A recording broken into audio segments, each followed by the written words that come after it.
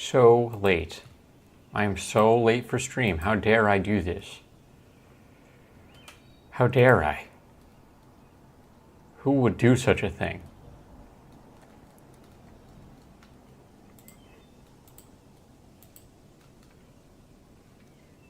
And I'm not even set up properly. I haven't even taken the time to set everything up the right way.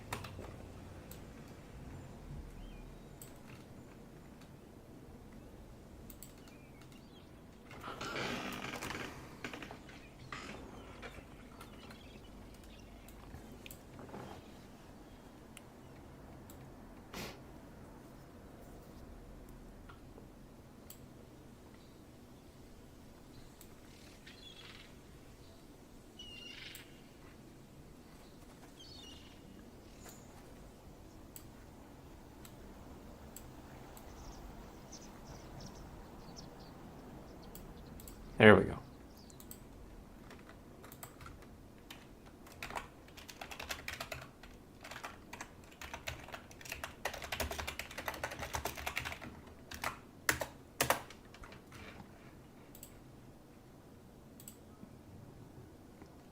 Okay, hey, well, welcome. Ooh, hijinks.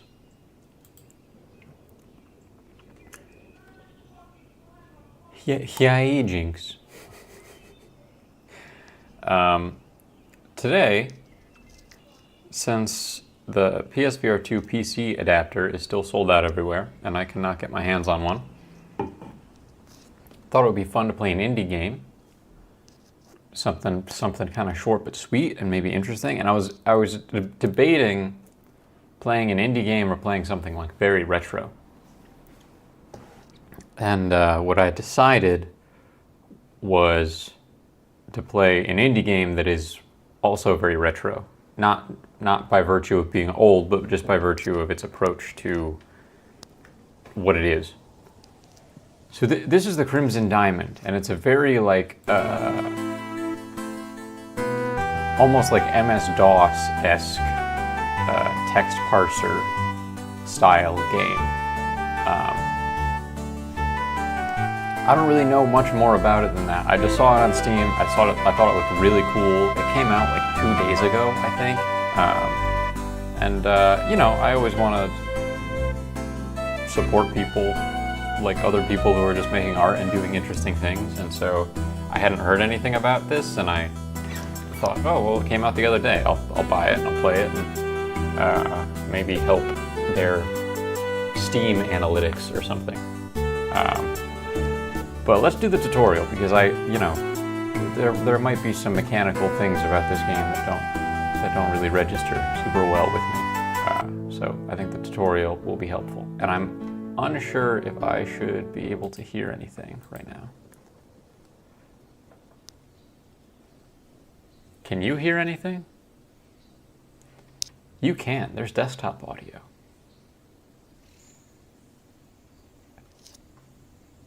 All right, hang on.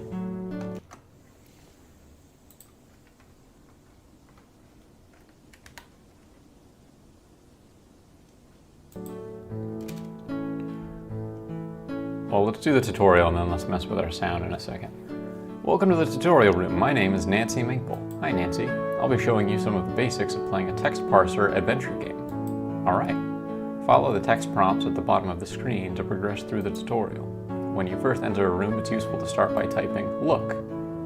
Just start typing on your keyboard as you normally would.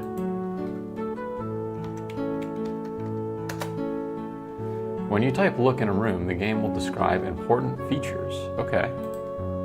You see a cupboard and a green door. Yes? The game will also list the other characters in that room. Jack is here.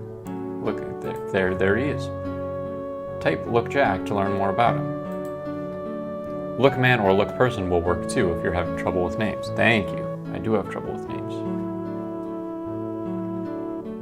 We did finish Bloodborne. Jack is a tall, lean man with a shiny, bald noggin. He's Mr. Richards' employee and in charge of the cooking. cleaning, gardening, and a myriad of other tasks the lodge might require. He's weary, but still seems to be in decent spirits. Jack is somewhere in his 40s. Jack is here to help with the tutorial. Wow. How do you do? Looking at characters at different points in the game may give you additional information. Try to talk to Jack and see what he has to say. Hello Jack, my name is Nancy Maple. Nice to meet you, Nancy. You can ask me about this tutorial. Type Ask Jack About Tutorial. Alright. Whoops.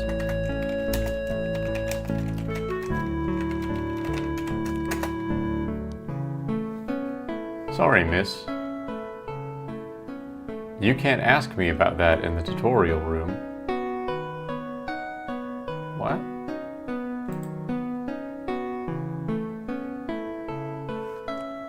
I must have made a typo. Jack about tutorial. The default movement method is click to walk, shown by the 2 footprint icon. The blue in the upper left corner of the icon indicates what the target spot is, or you can use the arrow keys to move around the screen. You can also ask me about inventory.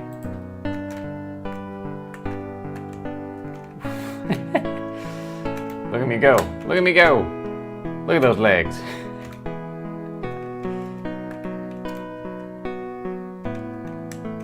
Yeah, there's definitely, are my headphones just not plugged in properly? I should totally be able to hear this desktop audio because I feel like y'all can hear it.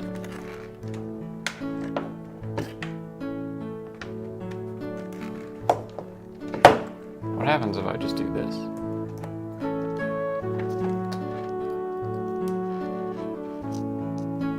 Nothing. Alright. Yeah, I'll fix that. I'll fix that in a second. Ask Jack about inventory. You can access your inventory by pressing NV or I into the text parser. Okay, or you can press Tab. The cursor will change to an eye. Click the eye on items in your inventory to look at them. An issue of the Toronto Eye from a few weeks ago. Click on the gray loop icon at the bottom of the inventory window. The cursor will become... What is a loupe? You can examine some of your inventory items more closely using the loupe. I guess that's just a magnifying glass. You admire the miniature dots that comprise the newspaper photograph of the round-cut diamond. The natural diamond described in the article would be an octahedron, not a faceted specimen. What an embarrassing inaccuracy. You can also examine objects in a room using the loupe. Type examine the cupboard to learn more about it.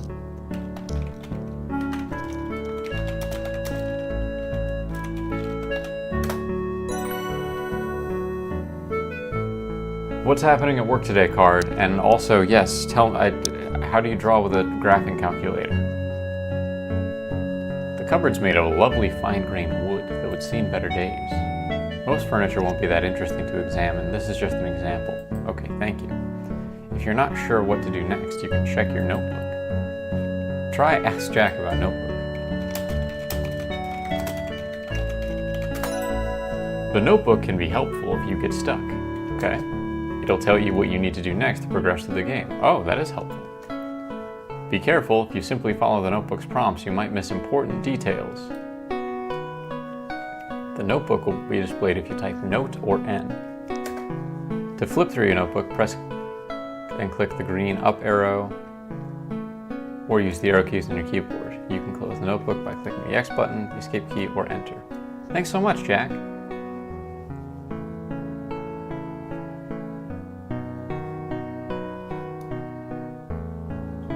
Private party at the water park? You can also ask me about that cupboard over there.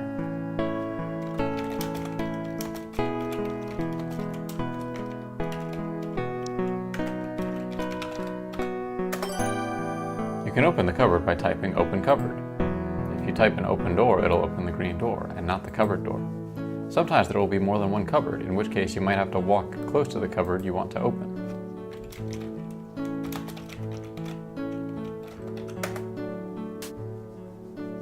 You open it. Looks like there's something inside the cupboard. If you look covered, the game will tell you what the cupboard looks like. If you look in cupboard, the game will tell you what's inside the cupboard.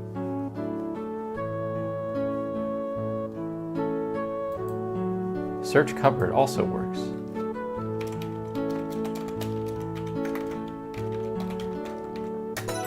This game's gonna make me better at typing. You see a green hat in the cupboard. Look, hat. That's my green hat. Try take hat. You take the green hat. Congratulations, you've completed the tutorial. Type open door to leave the tutorial.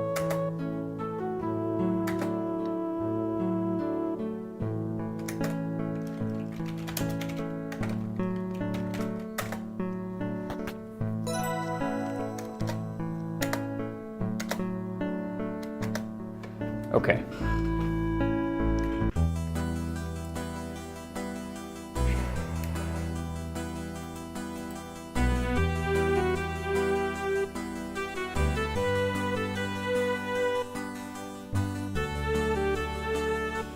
Let me fix my headphones here.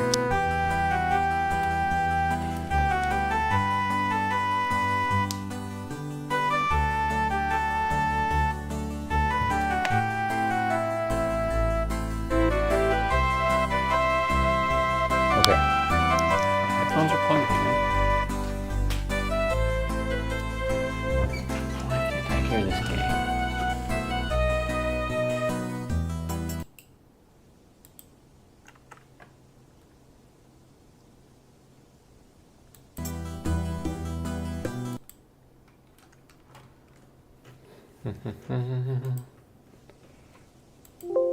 Ah.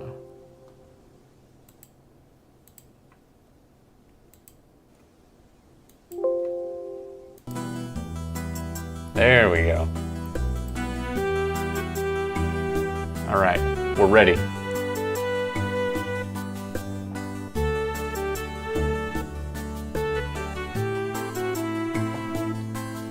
That sounds incredibly annoying to do, Card.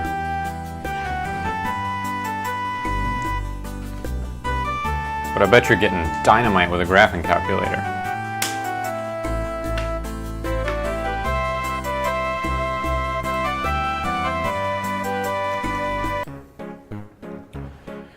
Crimson, Ontario, 1914.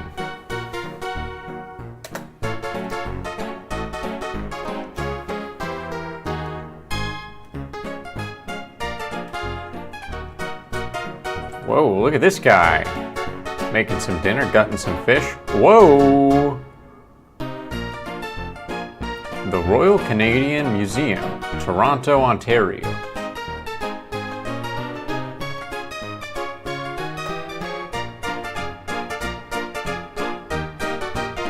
There you are, Nancy. Press enter to advance text, escape to skip intro. This is it, what we've been waiting for. Oh, I love the goofy-ass way everyone walks. Far up north, a fisherman found a massive diamond in the belly of a fish.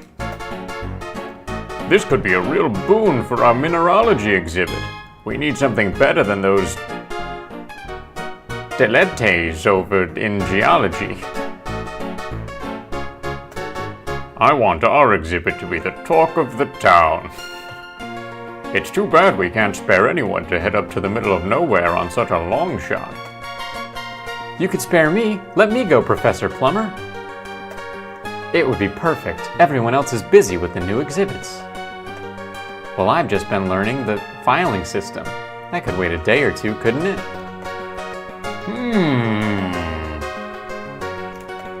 I'm not usually in the habit of sending unsupervised young ladies into less civilized regions, but as luck would have it, the discovery was made near a lodge, where I'm sure you can stay while you conduct your field work. You win, Nancy! Get on home, pack your bags, and catch the train up north. Hooray! Thanks so much, Professor.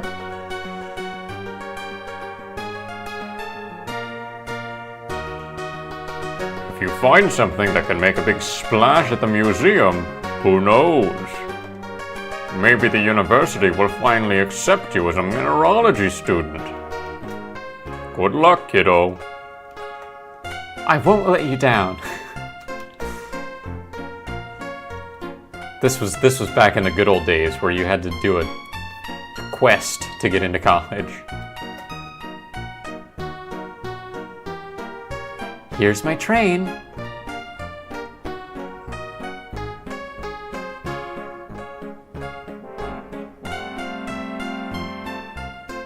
Off we go. Wow.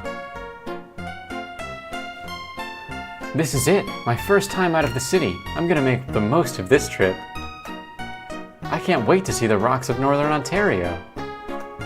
Goodbye, big city. Hello, adventure. I feel like this game is also thematically, like the narrative is so on brand for a game like this.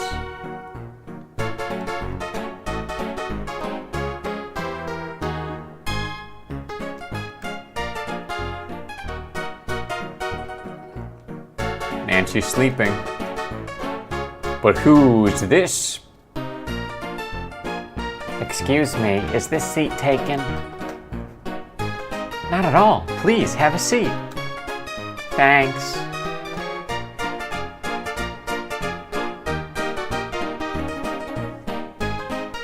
Why would she not sit by herself? There was a lone seat right across from Nancy.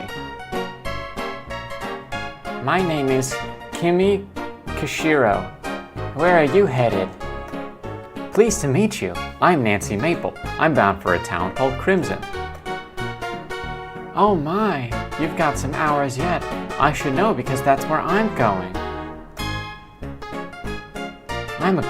I'm a clerk from the Royal Canadian Museum. My boss sent me to check out the diamond claim up there. I hadn't heard of that discovery. Then again, I don't pay much attention to the news. Such a hot topic.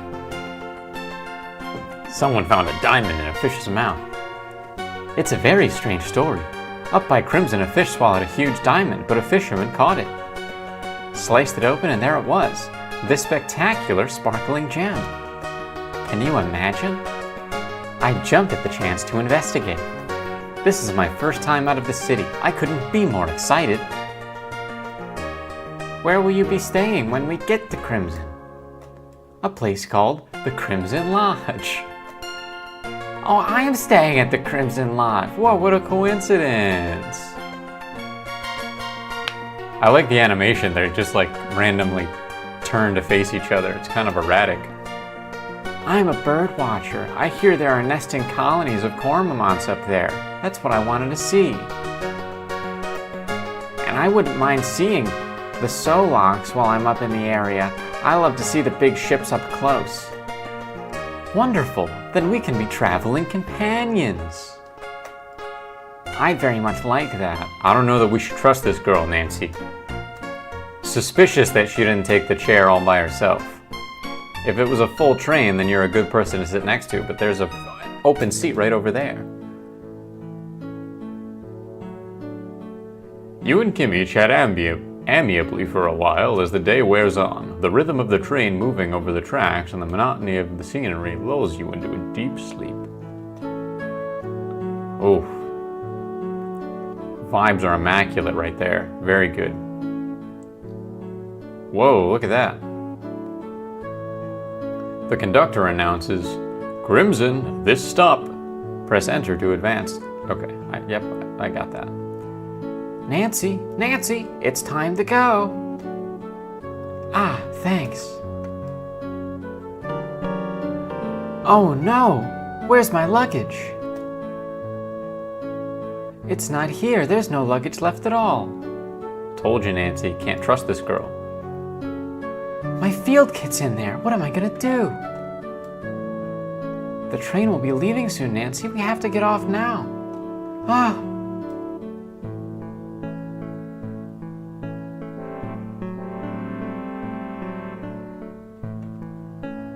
Oh, I had no idea anyone else was still on the train. Hello there. Hello. I didn't notice you on the train. Isn't that funny? Not really. I was in the first class car. I'm here to see the nesting cormorants. Is that why you're here? Cormorant? Is that a type of rodent? Excuse me, folks. But I was sent to pick up just one person from the station tonight, Mr. Albert Respa. A European fellow, expert mineralogist on assignment, hired by the federal government on loan from Antwerp. Uh-oh. I wasn't told he'd be bringing any secretaries, wives, or girlfriends. Whoa. Hey buddy. Hey chief. Don't appreciate your attitude. Yeah. Oh no, you better be sorry, sir. Nancy, don't apologize to this scoundrel. Jack. I'm sorry for the confusion, Jack, but we don't know this man at all. Why don't you go jack off? Oh, shit. Damn it. My name is Nancy Maple, and my friend here is Kimi Kishiro. I was sent from the Royal Canadian Museum to investigate the diamond claim up by Crimson Lodge. And I'm here to see the nesting cormorants. We're both here to stay at the lodge and go about our business. Do you know what way it is from here? I surely know where it is, because that's where I drove out from. I'm not into this dude's disposition, this guy's attitude. But I'm sorry to tell you, ladies, the lodge has been closed to the public for months. You didn't hear? My boss, Mr. Richards, he's getting on. He's done with the lodging business. All he wants is peace and quiet. But then this whole diamond fiasco starts up. Folks all up in arms. He's not pleased at all, I can tell you. He hates when interesting things happen. He hates it. This gentleman here is on the government's orders. Mr. Richards can't do much about that. But you two.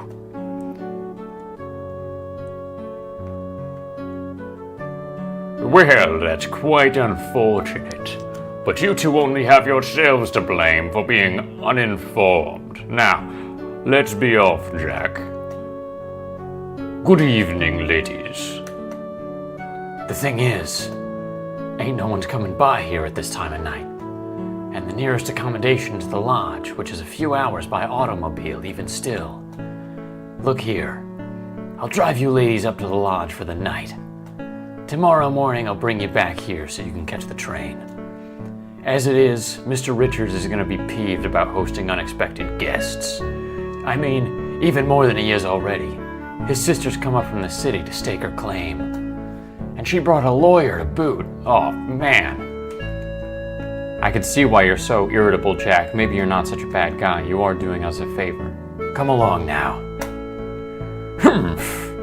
I don't like helping young women who are abandoned in the middle of the woods.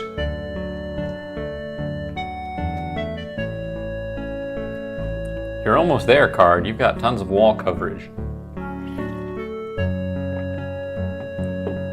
Sure. I'll get those for you. Oh, I see. He left his bag for Jack to pick up. What a jerk face.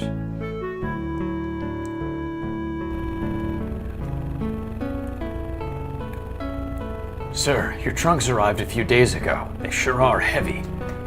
Yes, of course. My, it sure gets dark out here at night. Lucky for you, I made this trip many times. Used to be folks would come out here in the summers for recreation. And before my time, settlers came to this area in hopes of building lives for themselves. But once the mines were used up, there wasn't much reason for them to stay. The soil ain't that good. Have you seen any cormorants? I'm hoping to see some. Okay, Kimmy, could you please obtain a personality for yourself?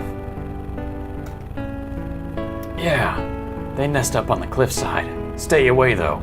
They don't like being disturbed, particularly during nesting season, which happens to be right now. So if you're so wild about birds, I'd leave them alone. You'd do more harm than good. Besides, tomorrow morning I'll be taking you right back to the train station. You won't have any time to be looking at birds. Have any other diamonds been found around the lodge? First of all, no way to know if that rock even came from around here. I've lived in this area for years and ain't never seen any diamonds, so I know for a fact it didn't come from these parts. I would know. I've lived here, walked around, driven around a long time, haven't seen any diamonds. Have I spent time in caves? No. But I haven't seen any diamonds, so I know for a fact that diamond isn't from here. They say that man cut it out of the belly of a fish. That diamond could have come from anywhere upstream. You folks are wasting your time, sorry to say. Who cares about shiny rocks anyways? They're no use to anybody. Well, you got that right, Jack. We shall see about that. Your travel-weary companions resist your attempts at chit-chat. It seems that Kimmy and Albert have fallen asleep, although in the almost complete darkness it's hard to tell. It's impossible for Jack to hear you from the back seat above the cacophony of the engine and the automobile rattling all over the rough country road. You decide it would be best not to distract him anyways. Oh, here we are. Here we are! Wow, it's spectacular! You know what? I almost don't mind having more bodies in the lodge. Makes it feel less empty. Feels like the old times. Maybe Jack is misunderstood. Make yourself at home while you're here. Thanks, Jack. Welcome to the Crimson Lodge.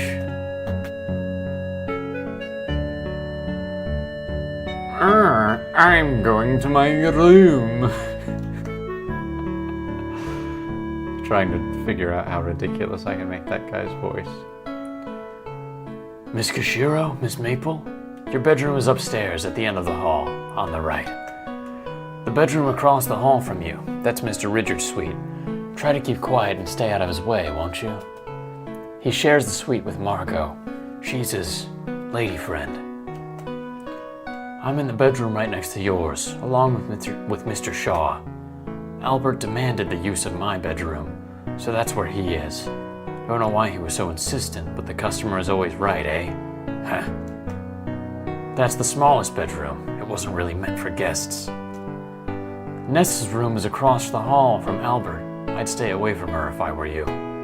After I get this luggage upstairs, I'm gonna start up some supper. Wouldn't do to have y'all starve, would it?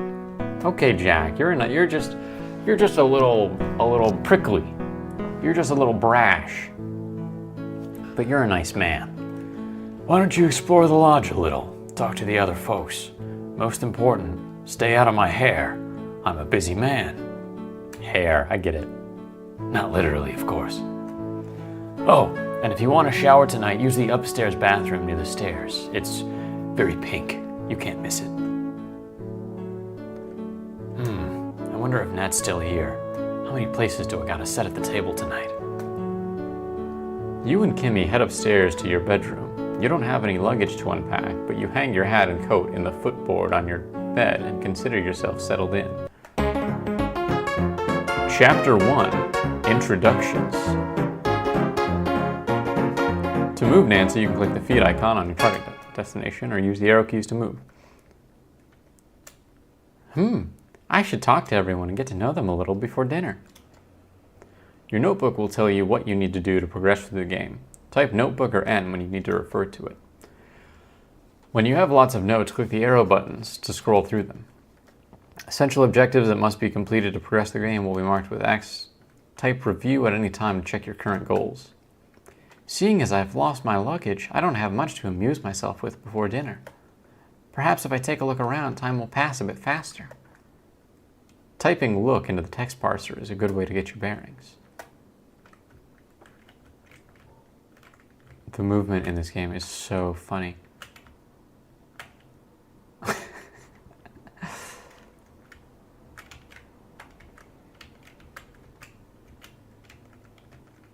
This is a nice room. This is the bedroom you are sharing with Kimmy. A pair of twin beds and matching nightstands are set against the east wall. Kimmy has claimed the bed closest to the fireplace. A clever move on her part, as summer nights are still chilly this far north. A door on the west wall leads back to the upstairs hallway. Kimmy is here. Talk to Kimmy. I've never been to a place like this before. I'm excited to explore, and I love meeting new people. Yes, you are an inquisitive type, aren't you? Jack did invite you to introduce yourself to everyone else, after all. It's only polite. I most certainly am. Would you like to join me? No thanks, Nancy. I'm exhausted. That bumpy ride from the train station left me a bit frazzled. I'm looking forward to some peace and quiet before dinner. I can take a hint. I'll leave you be. Oh, and one more thing. While you were asleep, Jack mentioned some old lodge brochures stored in the curio cabinet's drawer. They were meant for guests back when the lodge was used as an inn. Even though we may not stay long, he said you're welcome to take them as keepsakes. Thanks, Kimmy. The note, okay.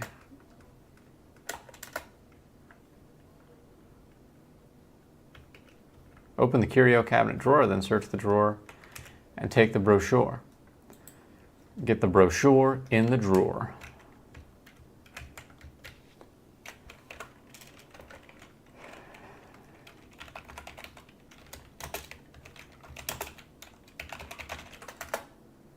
The curio has lovely clear panes of glass to help display the contents to its best advantage. There's a pair of lovely silver steins in here. They could use a bit of a shine, but the design is exquisite. Open drawer. You open it. Take brochure. Take... How do you spell brochure? Brochure.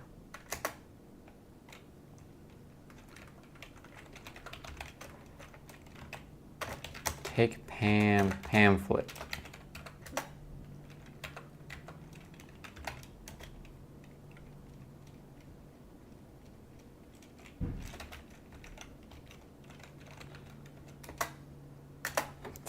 How do you spell brochure?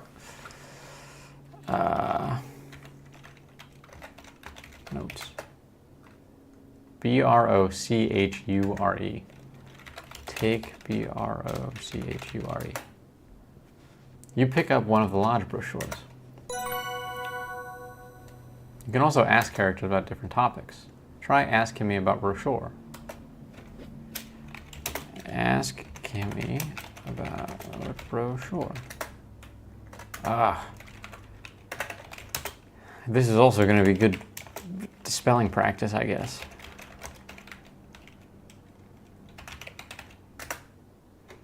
I like brochures of places I visited. It was nice of Jack to offer the lodge brochures to us, though I wonder if he's just trying to get rid of them, as the lodge is no longer in business as an inn. Type map into the parser to open the lodge brochure and see the map inside.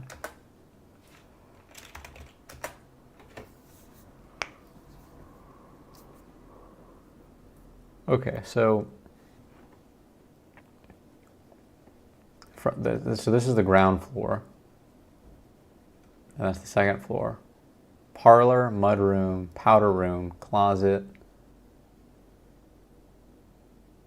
bat, billiards room, dining room, study, kitchen, bathroom, spare room, linen closet, servants' quarters, guest bedroom, innkeeper's quarters.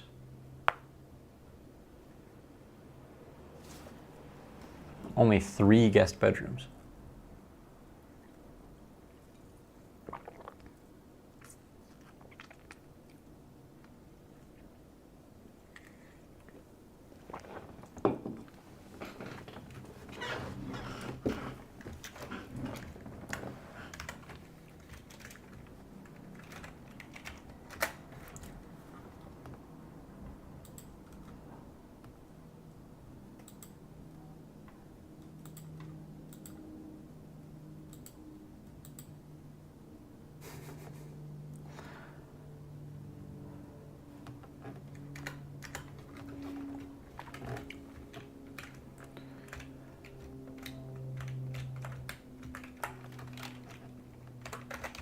Look at picture. A triptych of small woodcuts on colored paper hang in silver frames. A black and white photograph of a mountain hangs over the fireplace.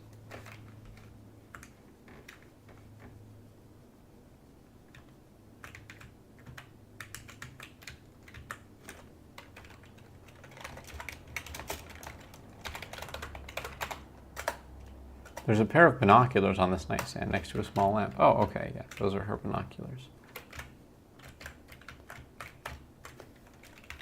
Open door. Type help or H to open the help window. There's a list of parser shortcuts to simplify using the parser. Example, OD means open door. Oh, okay, very cool.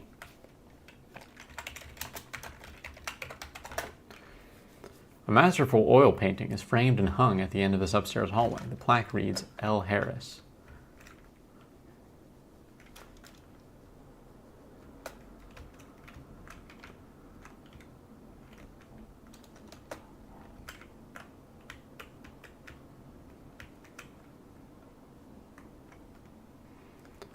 Well, I probably don't.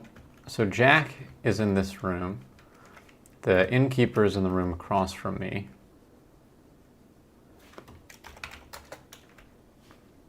The what's-his-face is in the servants' quarters, and his sister is, I think, in guest bedroom 3. Use the backslash key.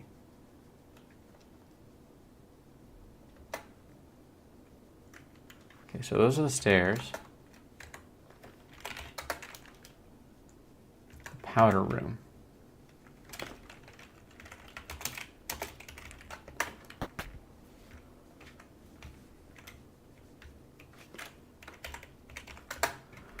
The upstairs closet is where Jack stores the bedding, towels, and cleaning implements. Some spare furniture is stored here too. You see a huge wardrobe and a green trunk and a blue trunk. The door on the east wall leads back to the upstairs hallway. Open wardrobe. You open it. Look inside wardrobe. The wardrobe is full of dusty, cobwebby old junk. There's a cane, a blanket, an old lamp, and some books.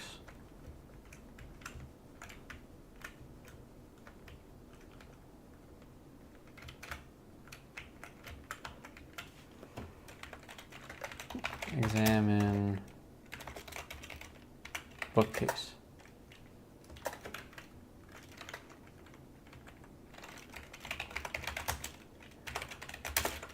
Examine green trunk. The green trunk still looks sturdy, though it looks like it's seen better days. It's locked. Okay. Examine blue trunk.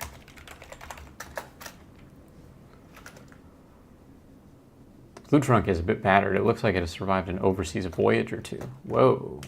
Neat. Close the door behind you. Other handy keyboard shortcuts are Control A, ask about, Control T for talk to, Control L for look at, and Control E for examine. WWE will walk you to east exits if it exists. If there is an open door, you will walk through it.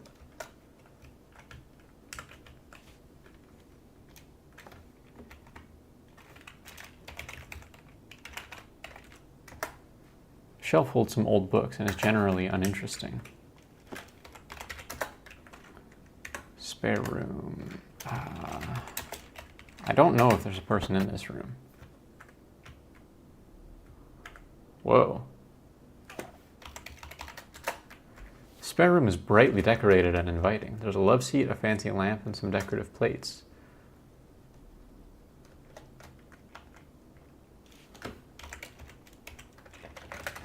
Examine photos. Pictures.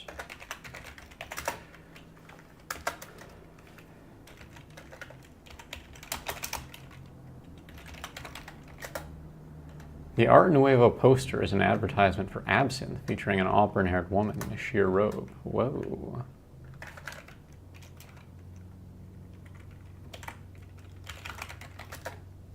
A trio of pretty decorative plates set on a small curio shelf.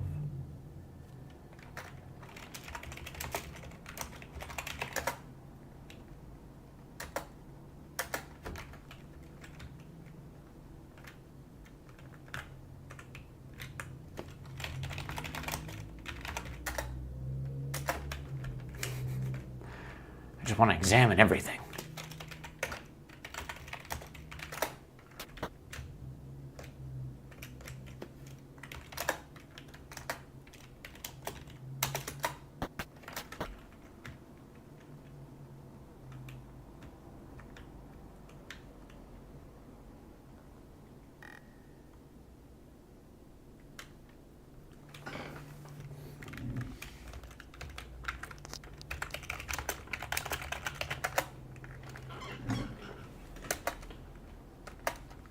Oh, that's the bathroom. Yeah. Ooh, yikes. Don't look in that window.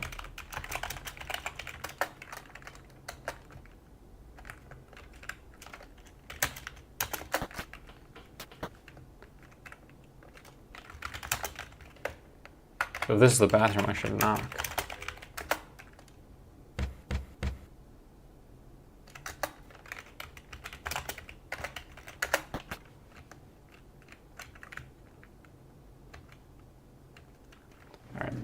I will be right back. I will be right back. I'll pull up the map screen because that will pause the game. There's not a single piece of rigid plastic on them.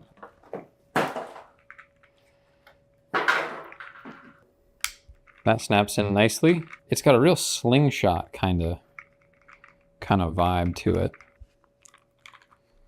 And I can wear it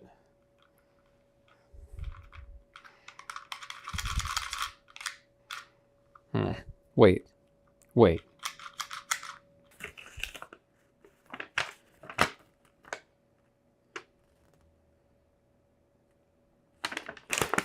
No way, Jose. Come on, you guys. This is about to be the worst of the bunch, I think. What? Let me repeat that for you. That's how that sits. And to fire, you just... Oh, come on. Come on. No. No. No. The only thing that has... And wait, I'm going to help this thing where I can. The projectiles are kind of cool. Each one's different. Each one has a different cutout. They're nicely detailed. They've got little gold flecks, which is neat. You don't buy a web shooter to admire the projectiles. This is the worst thing I've put on my wrist for this video. So just to articulate, there's no movement here at all. This is a rigid piece of plastic. It serves no mechanical function. You can't even whip.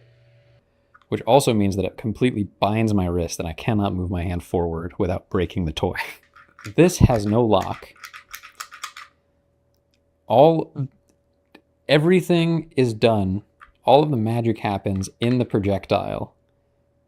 You lock it in and you pull back until at a random point it will decide to fling itself off. These don't stick to anything. They don't travel very far. They have a very sad sort of like end over end topple that they do. The range on this thing, even worse than the range on the Spider-Man Homecoming toy that was smaller and fit better and looked better than this. I think I could make a better web shooter out of a spoon and some scrap rubber. But I think it's just, your whole firing mechanism is just dependent on where this piece of silicone wants to let go. This is like a Happy Meal toy. This is like a McDonald's toy. I'm not even going to do the cameraman role play. I'm not even going to do it because cameraman deserves better than this. Oh, cameraman just wins. Cameraman beats this Spider-Man. Cameraman can destroy the city if I'm Spider-Man and this is what I'm bringing to the table. I love No Way Home as a film. I hate this thing. This might go, I might not even keep this after I finish this video. This might go straight in the trash. If there is a better Spider-Man No Way Home web shooter toy that y'all know of, tell me about it. I thought this one looked, again, like it had a unique design, but I didn't realize that the unique design was just how cheaply and poorly can we make this. Horrible. Horrible. Rotten to the core. All the way through. There's nothing nice looking about this. So for aesthetics and design, I'm going to give it like a 3. I'm going to give it a 3 because it doesn't hurt my eyes. There's some nice detail here that they didn't have to do, I guess, where it looks like circuitry down there. That's nice. For function, I'm giving this a 2. This, like, really, there's just nothing to it at all. It feels like something they would sell with a McDonald's Happy Meal, both in its overall build integrity and on the principle on which it fires a projectile. Boy, what a bummer. What a bummer.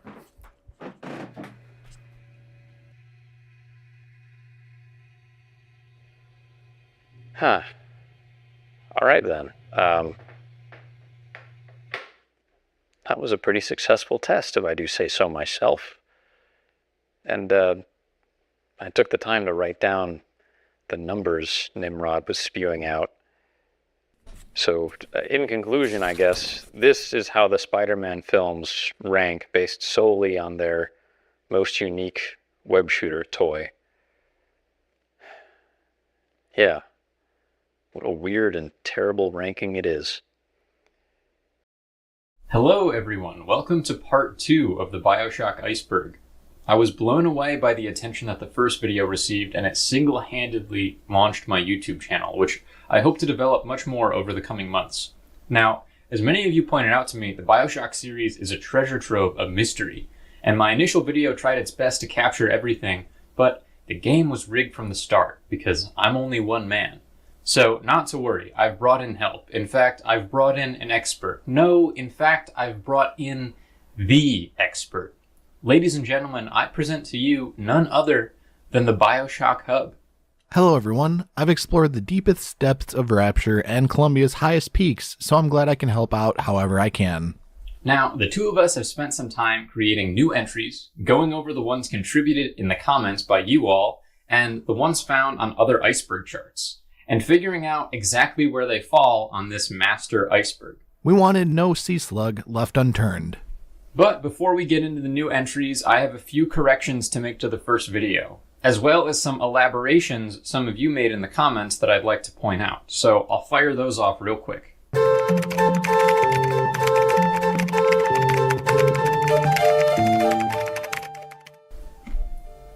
Lutece. It's the Lutece twins. I'm sorry for my mispronunciation. It's Lutece. I understand. Thank you. World War I facial injuries. There's an actual scholarly essay about the use of real faces for the Bioshock splicers, which is pretty darn convenient for me because I thought it was a great potential video. So this essay by Susanna Biernoff is a great place for me to start, but you're also welcome to read it if you don't want to wait for me to make a video. Little Sister in Wall. I failed to mention that at the beginning of the first game, you can actually see the eyes of a little sister in a vent on the wall. This is before we ever see them use vents, so it's very easy to miss, but definitely a viable interpretation for this entry. Bouncer's spear drill. I guess early bouncers could actually fire their drill like a missile and pull it back with a cable. Now I'd call that a harpoon drill, but it's definitely worth a mention. The feature seems to have been cut pretty early, as one would imagine it'd be pretty hard to implement. Religion in Rapture. The Saturnine cult drinks ambrosia, not ambriosa. The term ambrosia is borrowed from Greek mythology. It's also known as the food of the gods. This is despite the fact that in Bioshock it's a beverage and not a food. Saltonstall. Henry Saltonstall's flayed-off scalp also makes a brief appearance in Infinite, so he is still kind of in the game. La Revancha du Jedi. Booker makes a comment shortly after seeing Elizabeth open a tear for the first time. He says, "This job is getting worse all the time," which could be a reference to Lando Calrissian's quote, "This deal is getting worse all the time," in The Empire Strikes Back. Maybe intentional, maybe not. Desert Lighthouse. The hidden space station I mentioned the first time round for this entry looks like it could possibly be Citadel Station from System Shock. That certainly makes sense to me. Toy Crab. The Toy Crab is likely a leftover asset from the early design phase of Infinite, which had more mechanical Victorian steampunk type designs. It could just be an artist wanted to sneak it in somewhere because they were fond of the look. Big Sisters. In the video I stated that Eleanor was cured of being a big sister. I guess that wasn't technically correct, because the sea slug was never removed from her stomach, as there's an audio diary where she directly references it as still inside of her. I guess she was simply mentally reconditioned into being a neurotypical person again. Eve. The Rapture tie-in novel describes Eve as a high-density energy substance, which fuels Adam. So that means it's probably some kind of injectable stimulant that also maybe includes some calories to fuel the plasmid. That explains why soda and coffee restore Eve, because they contain caffeine. And cigarettes contain nicotine, which is also a stimulant, so that tracks. Jack's wrench. It stands to reason that the wrench Atlas murders Elizabeth with is the same one that Jack picks up at the start of Bioshock 1, due to time and location.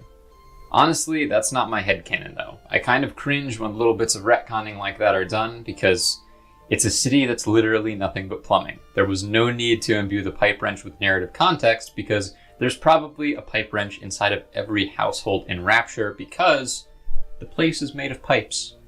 Suchong's fate. Something I failed to mention in the first video is that Suchong's corpse appears in both Bioshock 1 and Burial at Sea. And the audio log we hear in Bioshock 1 recounting his death is essentially acted out in front of us in real time when we play Burial at Sea. It's one of the best bits of continuity between that game and the DLC. Gone Home. There is a third connection to Bioshock in Gone Home. A wrench dressing label bears a similar design to the cover of Bioshock Infinite. Man, I love Ranch. Alright, anyways, that concludes the correction section. On to the new entries.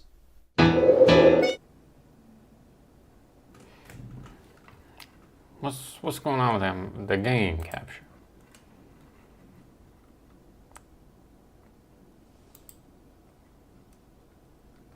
Current favorite video. Which one is that, Card?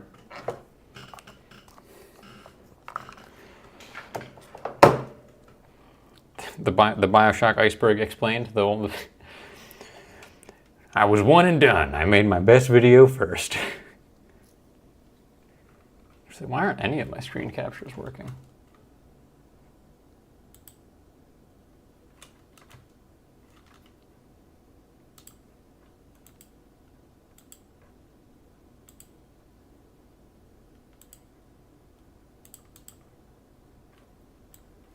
What are you doing over there, VTuber?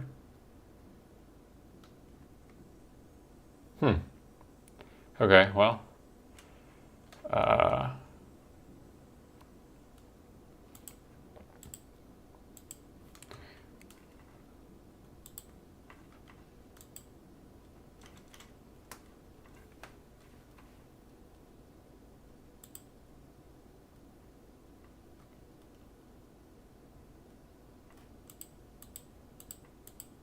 What?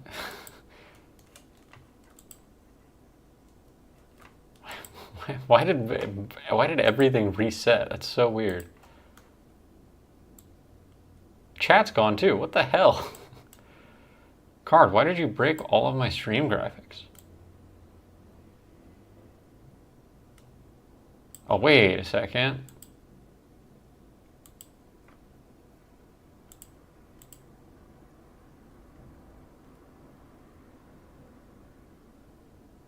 All right, I know what happened.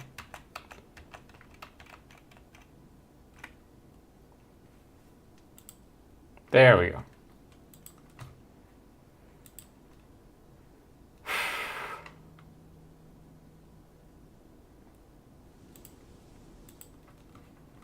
Oh, the Spider-Man toy one. Wow.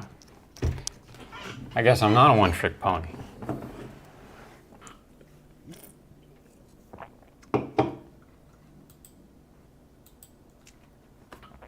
However, I actually can't hear the game.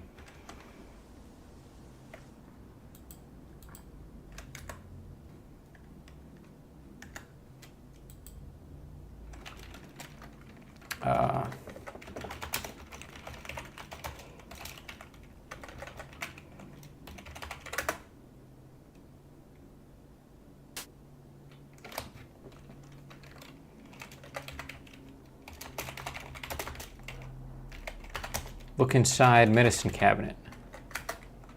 The medicine cabinet contains the usual remedies you'd expect to find. Dr. Kilmer's swamp root, Mayer's system regulator and tonic, red cloverine's pills, a bottle of Catarn remedy, and Beechaw's patent pills. Oh yeah, all the best. What's the picture?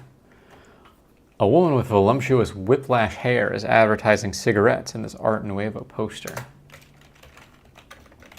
What year is it?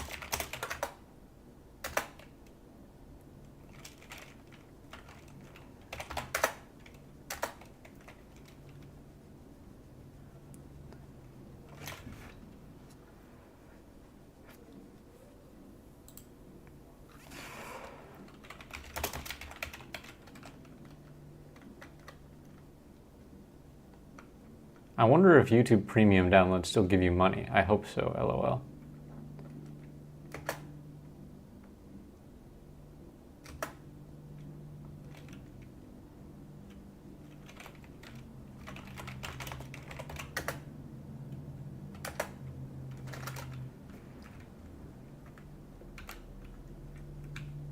It's good to leave the bathroom door open, though, so that people know that it's available to use.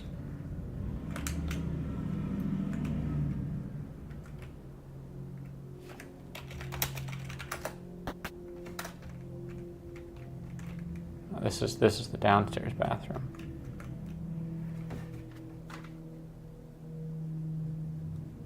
What is that?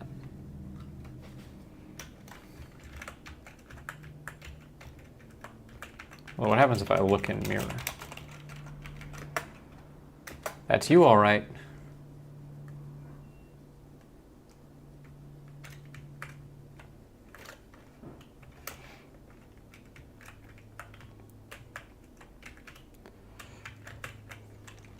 Let's look in the trash.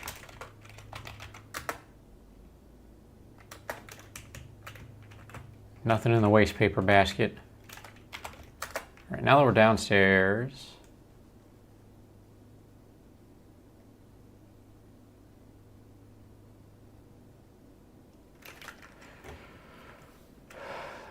so the downstairs bathroom is the powder room.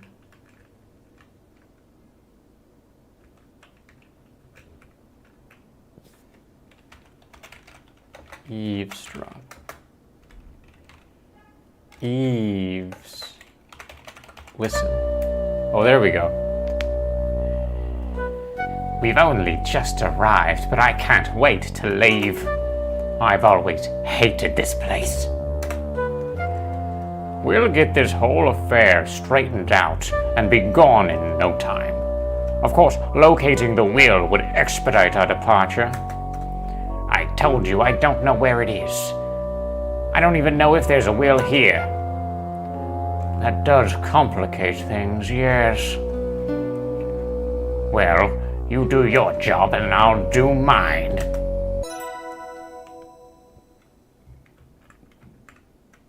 I don't want to talk to those people. They sound like mad evil.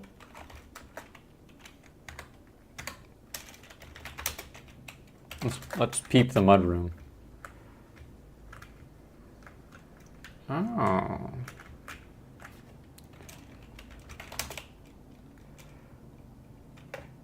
Maybe I'll just look first. The mudroom has a tiled floor, making it easier to clean. There's a low basin for washing off boots. There's a wooden storage area with lockers, drawers, baskets, and cubbies for boots.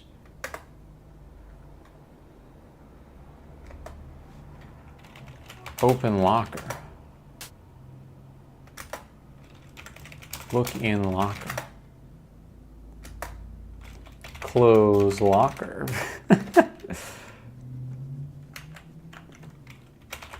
Open locker. Look in locker. Close locker. Epic.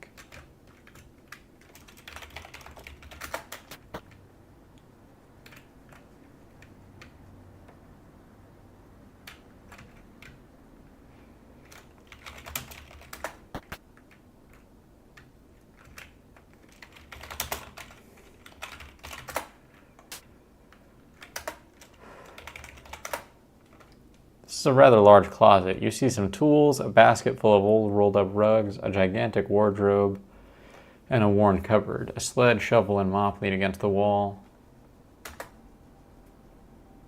Yep.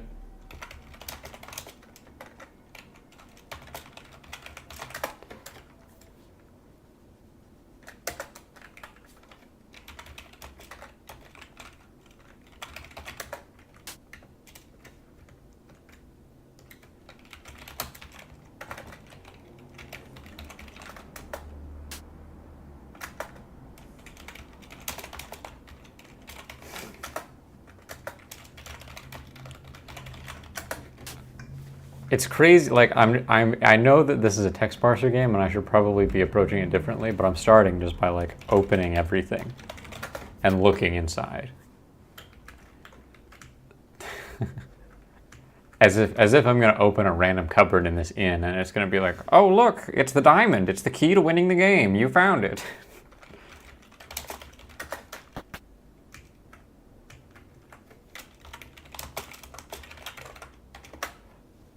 A lithographed poster advertising absinthe hangs on the wall. Drink.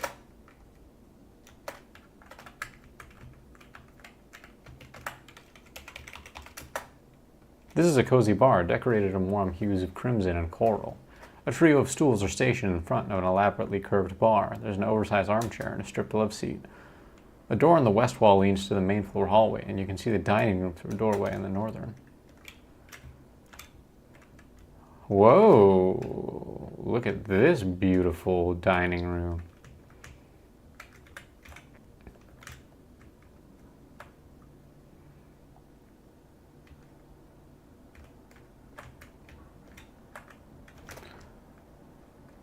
Whoa there, I'm busy cooking dinner. Get out from under my feet. Get out from under my feet. Oh, so, I'm sorry. I forgot Jack sounds like Seto Kaiba.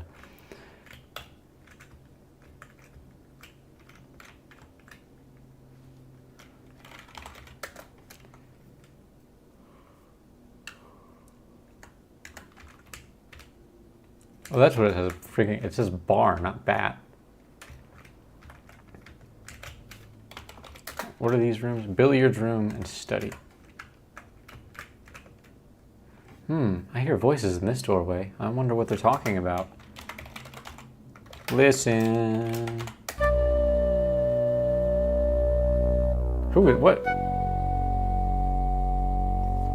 So, what are we gonna do about this? What are we going to do about it? We aren't going to do anything. I'm going to stay out of everyone's way and wait for all this to blow over. But what if they find... Shh! Listen. If you want to talk, we'll do it privately. Later. Meet me in the study after dinner. Ooh. I gotta listen to them in the study after dinner.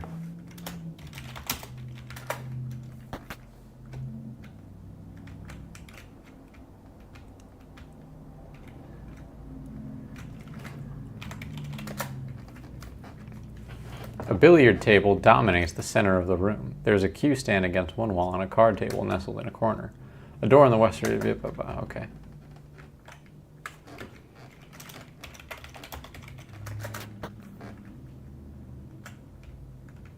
Maybe I'll try talking to these two now.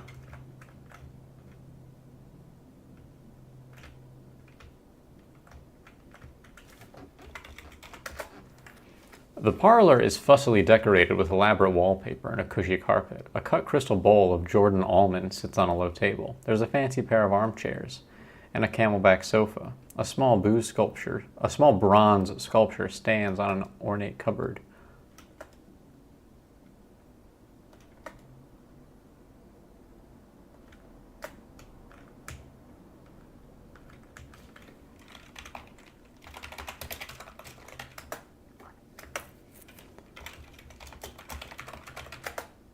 The bronze figure is a dancing woman lifting her skirts. She stands on a gray marble base. Lots of like suggestive and like promotional artwork in this inn.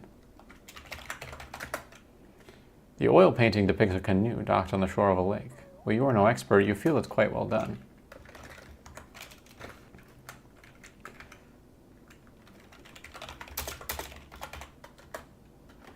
Good evening. My name's Nancy Maple. It's nice to meet you. I'm Nessa Crab, Evan's older sister. What on earth are you doing here? Are you another one of Evan's gold-digging girlfriends? Oh, I forgot. That wasn't a dude in the... That was his lady friend, quote unquote. Not at all, but I am a diamond-digging mineralogist at least. Well, or so I hope to be. The government has sent a professional to handle that. Stay out of his way.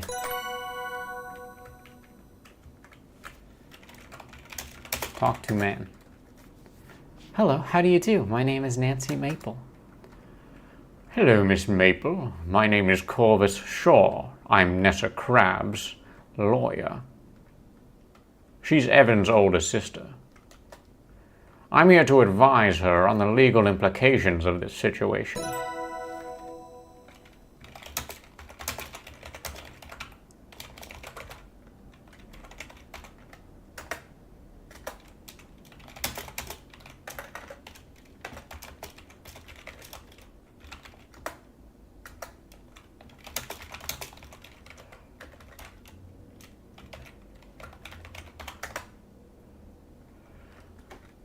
Now that this land might actually be worth something, due to the finding of diamonds, of course, we're having all sorts of opportunists trying to lay claim. Meanwhile, Mr. Richards has yet to produce his father's will. Either it doesn't exist, or he's hiding it, or it's been lost. Hey, what's up, Harpo? I'm going to call you Harpo based on your username. Hope that's okay. Really enjoyed your Missed an Adventure Game Iceberg videos. Thank you, I appreciate that. I appreciate that very much. Thank you for stopping by. They were fun to make. I hope to make more videos like it. Love those information-dense vids to fall asleep to. They're soothing. I've been hired to protect Miss Crab's interests.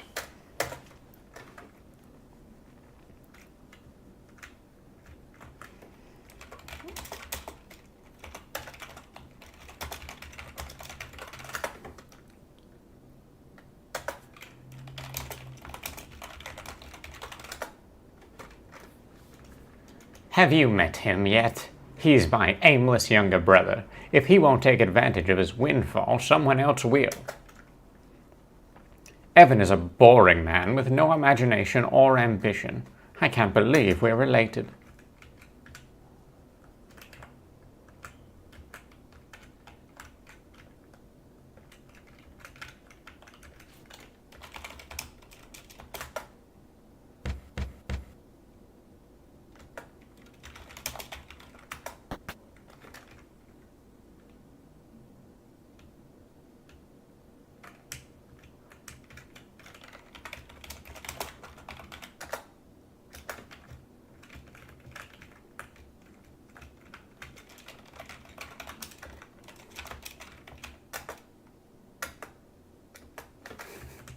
The desk is locked.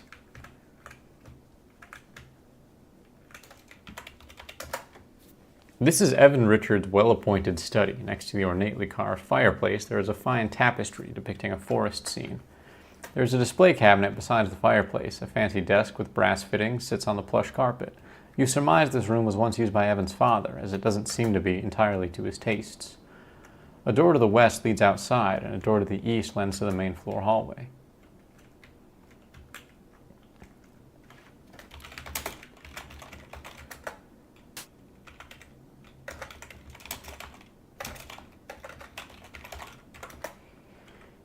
The glass-paned cabinet is full of curios and memorabilia, old tarnished trophies, and an assortment of glass and ceramic vases.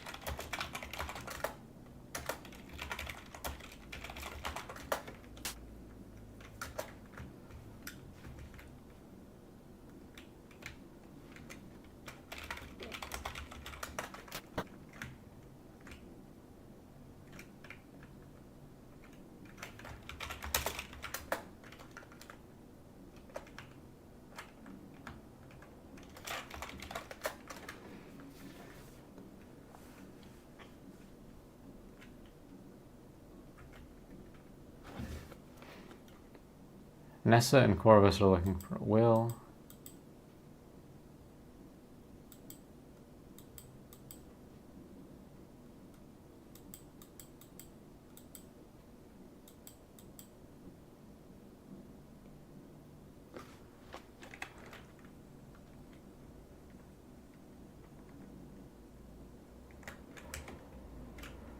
I still got to talk to... So that was Margot that was with Evan a minute ago.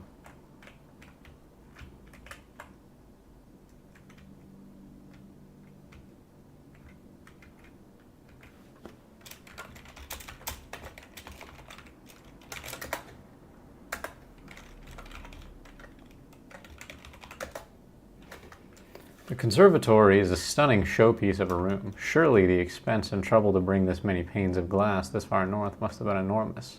There's a doorway in the south wall that leads back to the main floor hallway.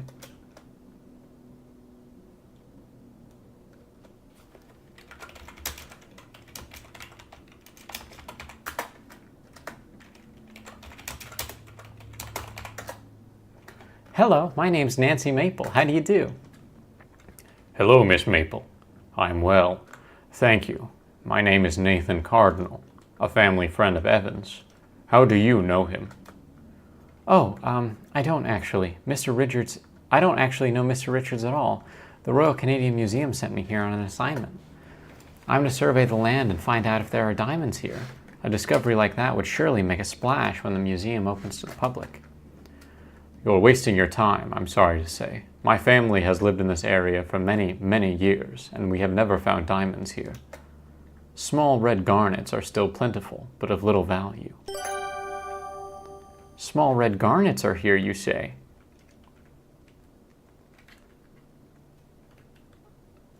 I think that's the gist. I think, yes, it's definitely an homage to like Sierra or maybe Monkey Island kind of text parser point and click games. But it came out recently. It came out in like on August 15th, like literally 2 days ago. So I decided to give it a try because it just looks cool. Hello, my name's Nancy Maple and I'm a mineralogist on assignment from the Royal Canadian Museum. I'm Evan Richards. Look, you and your friend can stay the night, but tomorrow morning Jack will put you on a train and back to the city. But my boss sent me up here on behalf of the Royal Canadian Museum. I'm a mineralogist. I've got too much on my plate as it is. What with my sister and that lawyer of hers. And one mineralogist is already one too many. Colonel's Bequest. I've never heard of that game. I'm going to look in the trash can, though.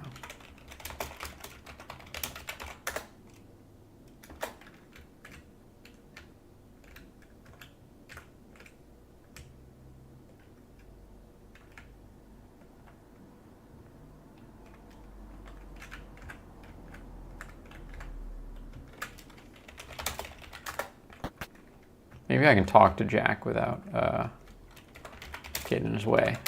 But he might be like, buzz off. Hello, Jack. How are you doing? Do you need a hand?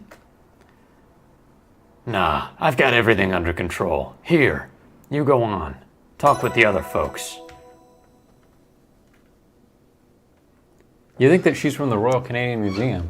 Card, where'd you get that? Where'd you get that idea from? All right, so now I just got to find this Margot, I think.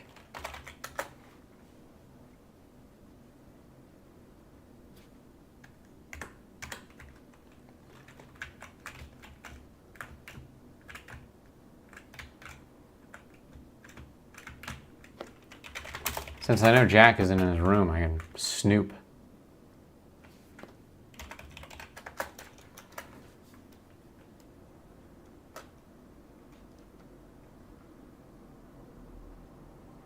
This is the bedroom Jack is sharing with Corvus. Judging from the crate haphazardly filled with clothes, Jack didn't get much. There is a large dresser set against the back wall containing many small drawers. There is a picture and a drinking glass on top. You also see a low coffee table, a writing desk, bookcase, plush armchair, and a pair of beds. Can you stupidly die as in a Sierra game? I don't think so, or at least I haven't found out yet. I haven't been playing long, and I haven't really been in a situation where I can die. We can try it, though. There's one thing I can think of.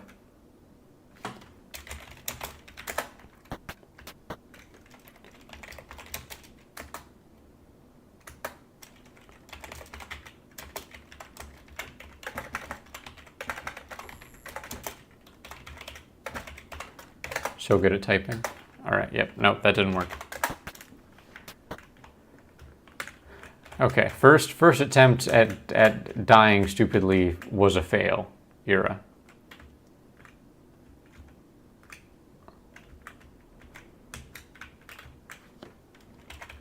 Look in trash. Always something in the trash can. This will reward me at some point in the game.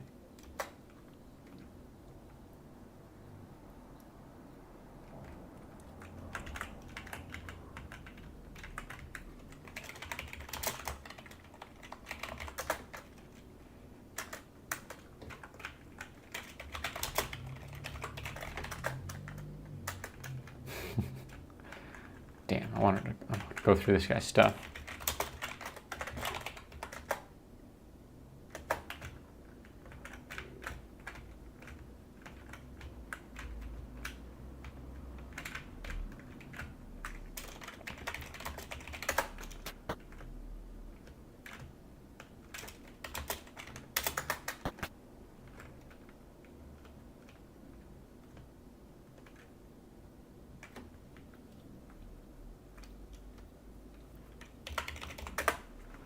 This is the master bedroom. Mr. Richard shares it with Margot. You feel a little weird about invading their private space. There's a wardrobe and nightstand to the left and right of the bed. There are 2 doors in the south wall and a door in the east wall leading back to the hallway.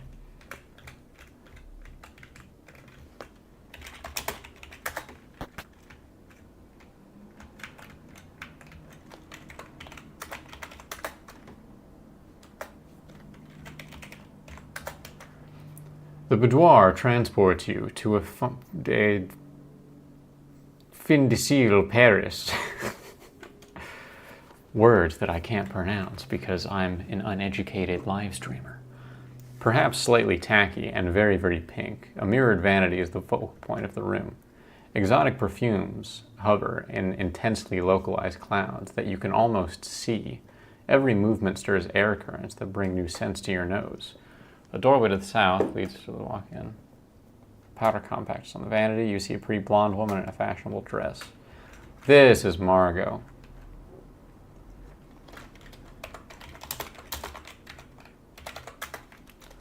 Hello there. It's nice to meet you. My name's Nancy Maple. A pleasure to meet you, mademoiselle. I am Margot. Welcome to the Crimson Lodge. How long will you be staying with us? I'm only here tonight, unfortunately. I was sent here by the Royal Canadian Museum on assignment. But Jack says I'm due to leave on the train tomorrow, according to Mr. Richard's wishes. I see. Well, I'm sorry we won't get to know each other better. Thanks for being so cool about me just like coming into your dressing room.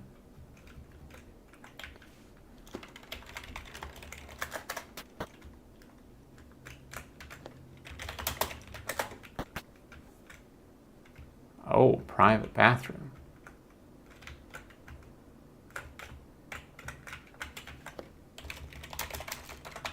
Look in trash can. Ah, crap. You see a classy Victorian bathtub, pedestal sink, toilet, and a waste paper basket. What do you know? Everyone can use the toilet.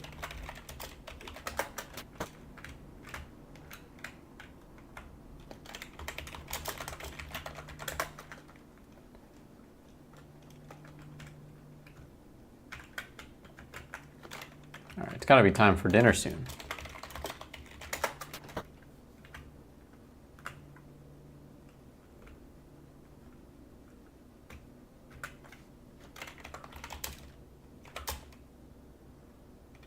Oh, what's her name?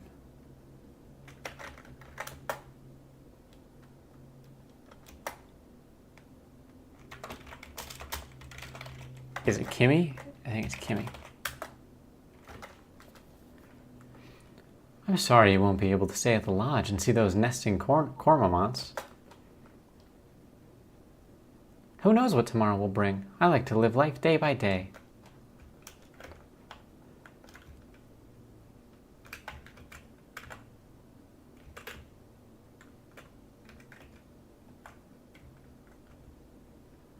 Well, actually, maybe I could talk to Margot some more.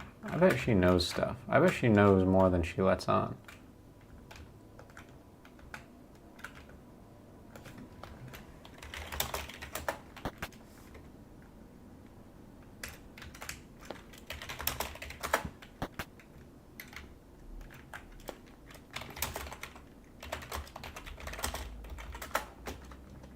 It's not my place to say. But Nessa is looking for her father's will. But Evan, he told me that their father did not write one. He finds it funny to toy with her. I do not find it so funny. She's ruthless, but he does not see it. I've met people like her before. I will try to protect him. Oh, she seems nice. She seems really kind.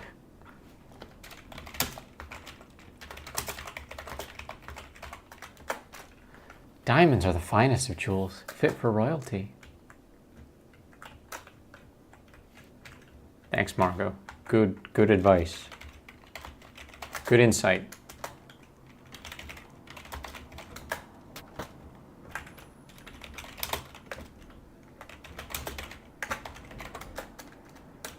Oh, the trunk is locked. All right, where have we not been?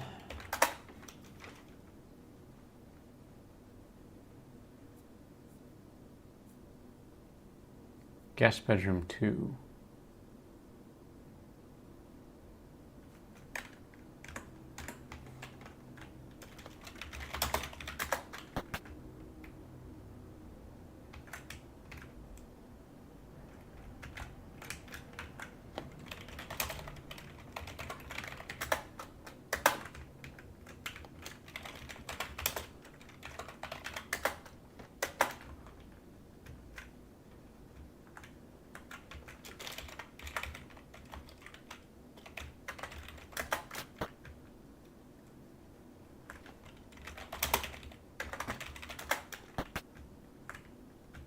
Aha!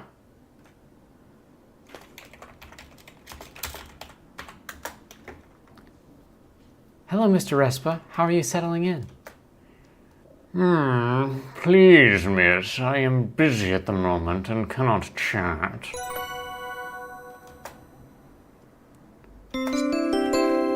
Time to head to the dining room. Whoa, he's fast.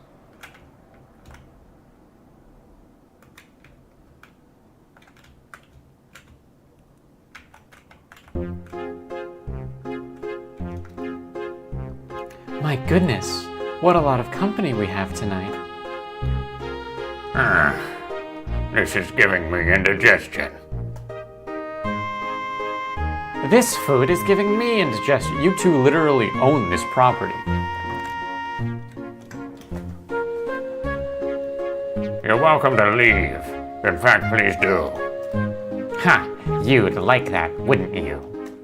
I'm not going anywhere until we find out if that diamond came from this land. And if it did, then you'd better believe I'm getting my share. That's what you think. Yes, that's what we think. That's what I'm here to ensure. Hey, you! How long is that gonna take? I will begin my field work tomorrow morning.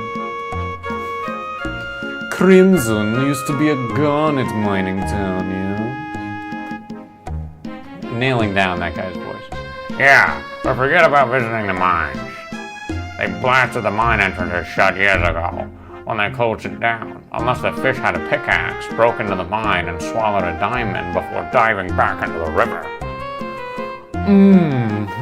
Yes, I see.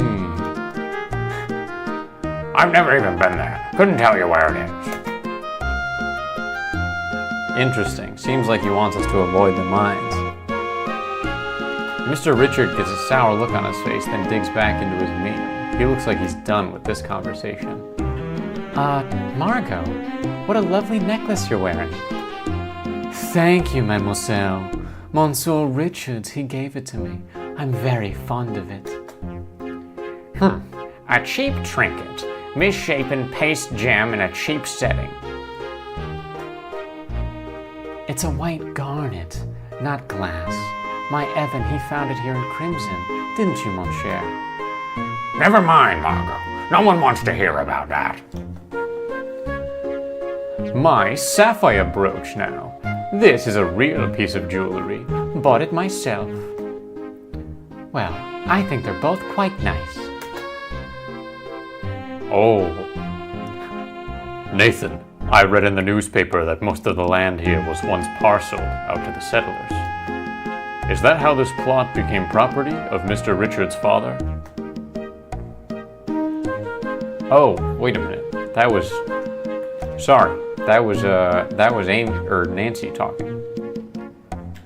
About 50 years ago, this land was annexed by the government. Various treaties were signed in exchange for preservation of our hunting and fishing rights and financial compensation.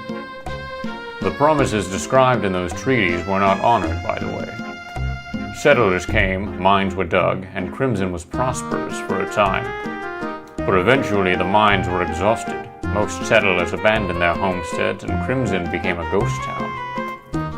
Only Mr. Richards and his family remained. Yeah, we like the peace and quiet. We liked it. I always hated it here. I sure do miss peace and quiet. Nessa and Corvus are the first to excuse themselves from the table. They head to the bar for a nightcap. Albert follows them for a snifter of brandy and one of his cigars. Jack clears away the dishes and goes to the kitchen to wash up. After eating a minuscule portion of supper, Margot heads upstairs to draw a bath. Kimmy heads upstairs to get ready for bed. Nathan and Evan remain at the table, lingering over their dessert. The candles had burned down a fair bit over the course of the evening, leaving small puddles of wax solidifying on the tablecloth. Well, that was a lovely meal. Yeah, Jack does a good job. Usually I wait for Jack to come clear the dishes so as I can put off getting up. Looks like he's taking longer than usual to clean up with all the extra guests. I feel a little responsible for Jack's extra workload. Maybe I should give him a hand.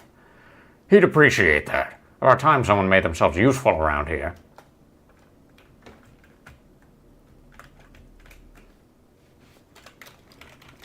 Excuse self.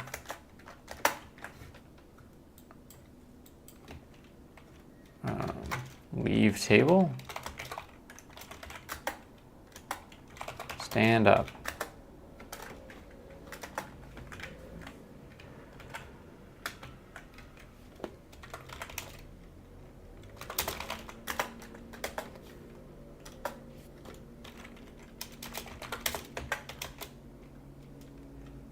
Guy with monocle looks like Hercule Poirot?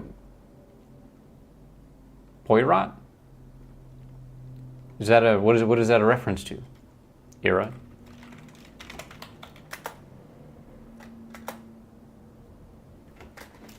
Thanks, miss. Lots more dishes than usual.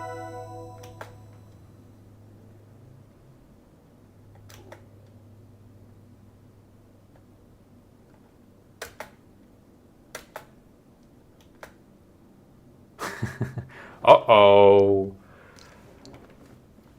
I don't want to keep Margot waiting. Uh-oh, hey. Looks like Jack and Margot are an item.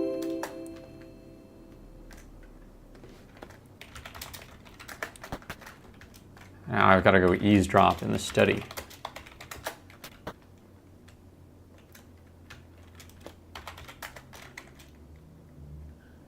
Or was it the billiards room?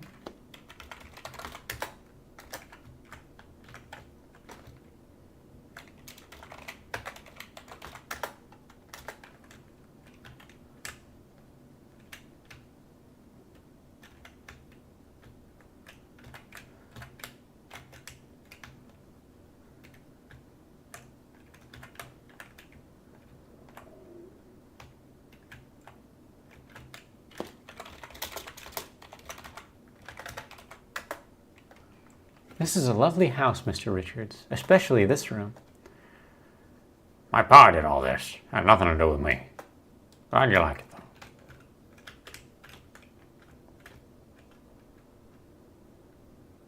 Agatha's. Oh! Yes. The Agatha Christie investigator.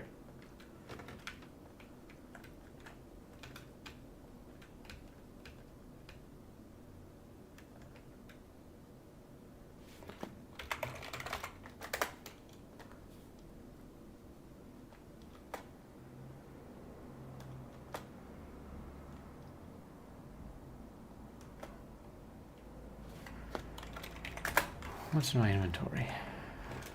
I need a cup.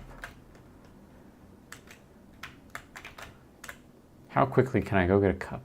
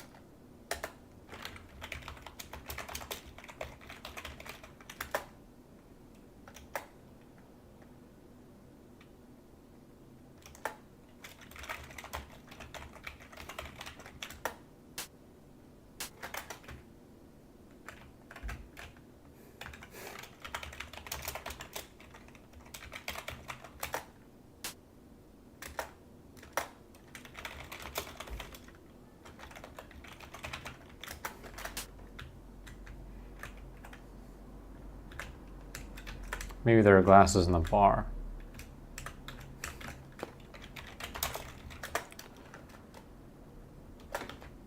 Oh, whoops, that goes outside. This.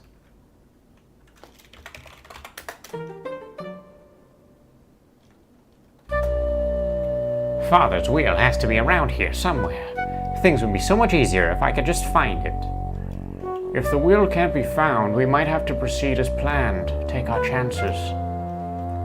That little gold-digging hussy complicates things. Speaking of that, I found out something interesting recently. It could help us deal with her, but we'll talk about that another time. Good night, Mr. Shaw. Good night, madam.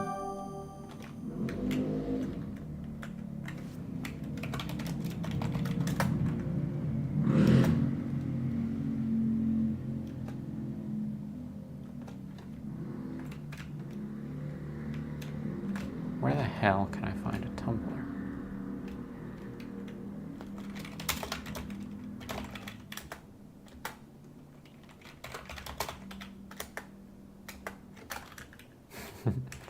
Give me your glass.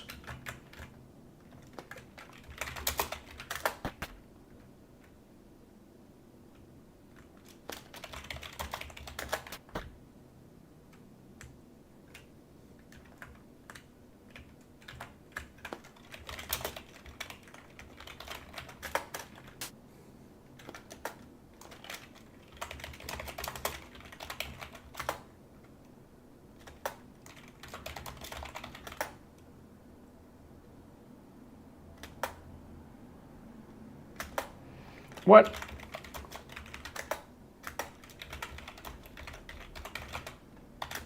It's okay, Kira. I just looked at... Isn't here?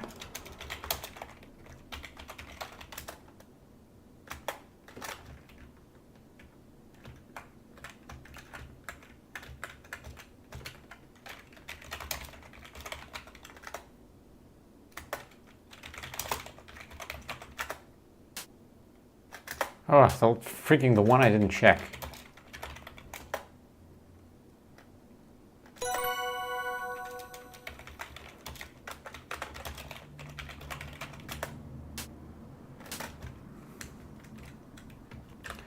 We are playing the Crimson Diamond,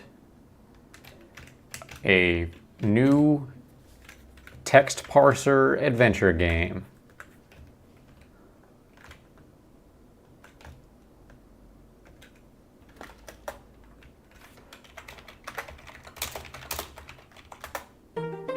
Oh yeah. With the help of the drinking glass, you can hear a conversation from behind the boudoir door. Let's have a look. Oh, Monsieur, you are wonderfully helpful. I cannot thank you enough. I do what I can. Sorry about that, but you know we gotta go slow. The pamphlet says so, right? It does, more than pity, but I think it's working. You hear some muffled cries. Shh, you gotta keep it down. Especially tonight. So many ears around. Whoa, You are right, of course. This must remain our little secret.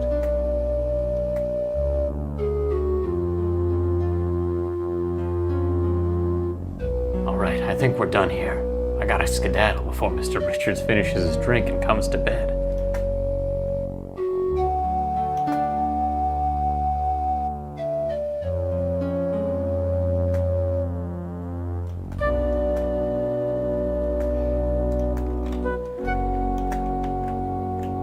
Oh, good hiding.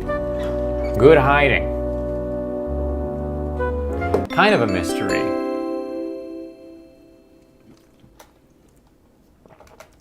Kind of a mystery. More just like a...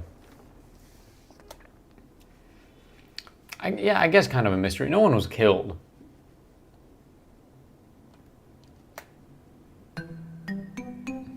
Later that night. Oh! Excursions. Okay, Nancy, I am ready. Let's go.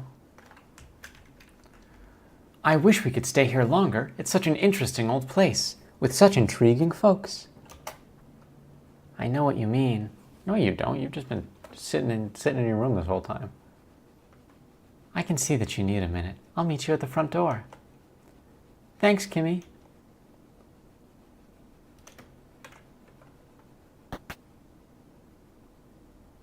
What a peculiar place. All right.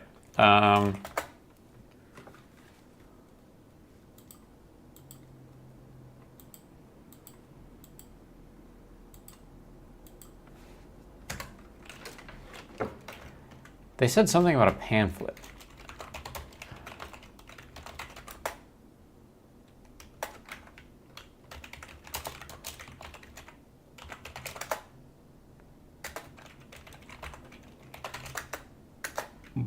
I don't know how to spell pamphlet.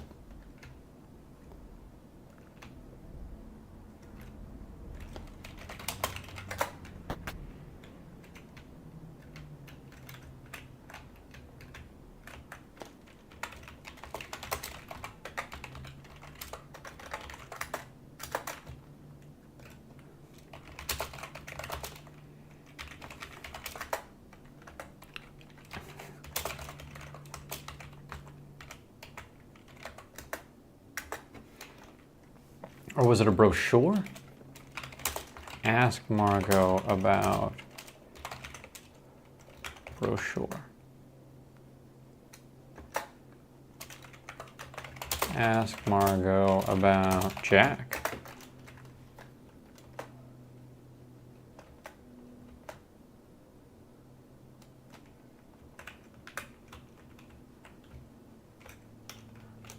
Oh, whoa, she's got a whole closet in here.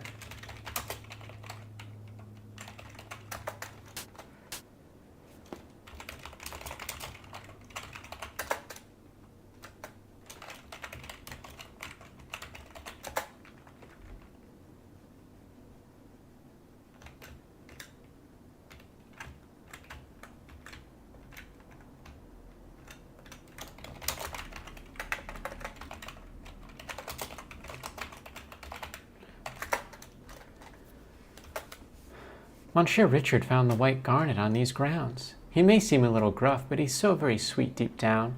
He would do anything for me.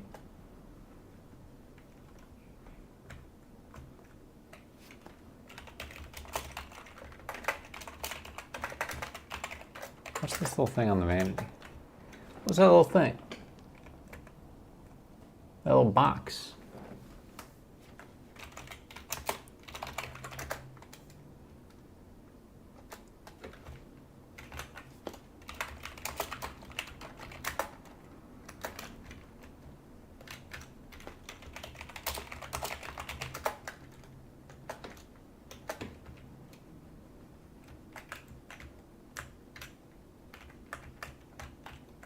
My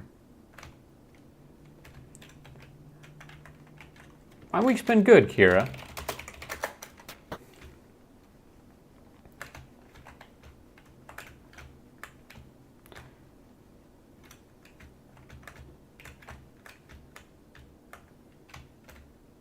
How has yours been?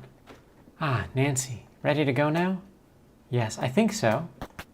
You and Kimmy follow the dirt path to the carriage house. You find yourself falling behind as you marvel at your surroundings, the first time you're seeing the grounds of the lodge in daylight. You're surrounded by greens of every shade. The trees are taller than most buildings back home. They stand densely in countless numbers, as far as your eye can see, swaying slightly in the breeze. As you near the carriage house, you can hear the distant roar of a waterfall. The land feels alive. There you are. Come on now, we gotta make this train.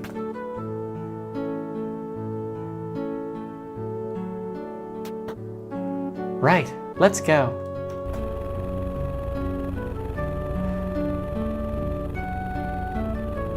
Jack drives you and Kimmy back to the train station. The car ride seems a lot shorter this time, maybe because you can see your surroundings. Oh wow, we're just at the train station. Wait here. I'm gonna check the telegraph machine in the station. Oh, so that must have been the train bridge that got knocked out. You wait in silence. Early morning in the deserted town is so quiet, it nearly makes your ears ring. Did you just hear Jack gasp? Jack's taking quite a long time in there. I'm gonna go check on him. Whoa, hey! Told you to wait outside. Jack looks agitated. He stuffs a strip of telegraph paper tape into his pocket. What's wrong, Jack? We're going back to the lodge. Bridge is out. I don't know how long. Oh dear. Oh, by the way, any of you folk know someone called Carl? No, never mind. Why do you ask, Jack? Telegraph in the station for him. It was printed off on the machine after my message, so I cut it and pinned it to the board inside. That's how messages get passed on to people in this area. It's a decent system. Well, I'm going to send a message to my superiors. Wait here. What happened to the bridge, Jack? An accident. The train can't get to Crimson. Looks like we're stuck with you for now. Jack looks over at Kimmy. Looks like you got your wish, eh? But like I said before, leave the Cormorants alone. Kimmy flushes out, but keeps quiet. You stand in tense, awkward silence until Albert reappears in the train station's doorway. I'm ready. Let's be off. Prepping for the start of your next semester. That does sound tiring, Kira. But, good luck with that. Education, it's important. The journey back to the lodge is so rushed and bumpy, there are times where you're afraid you'll bounce right out of the automobile. It's far too noisy to even attempt conversation. Albert leans back at his seat, impassive. Kimmy, who you'd come to believe was kind and quiet sort, looks pretty nervous, and maybe even a bit angry. Jack is mostly silent, white-knuckled hands around the steering wheel. You realize that you don't really know any of these people. I can't let myself be distracted. I have a job to do. When I get back to the lodge, I'm going to start my field work. It's been a long morning. I'm going to put the kettle to boil if any of you would like some tea. You hear Jack mutter something under his breath about needing to see Evan. After I fetch my field kit and change into my field clothes, I'll be commencing my field work. Do not disturb me, please. I'm going out to get a breath of fresh air. Well, I guess I have my work cut out for me. I still wonder what happened with my kid on the train. Well, I certainly can't dwell on that. To obtain samples, I'll need a few basic tools. A geologist's pick, or something similarly sharp and strong. A hammer, when used with the pick, will help me chip off samples of rock. A small shovel to dig into the riverbed. And a streak plate to test the hardness of the minerals I find. Something made of porcelain would do the trick.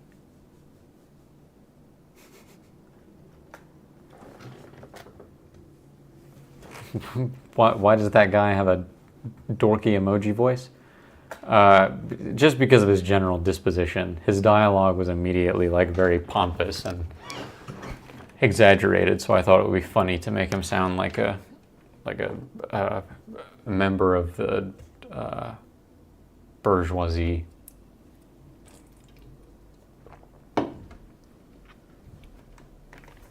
I think Jack mentioned that cormorants like to nest on cliff faces. That might be a good place to get a sample.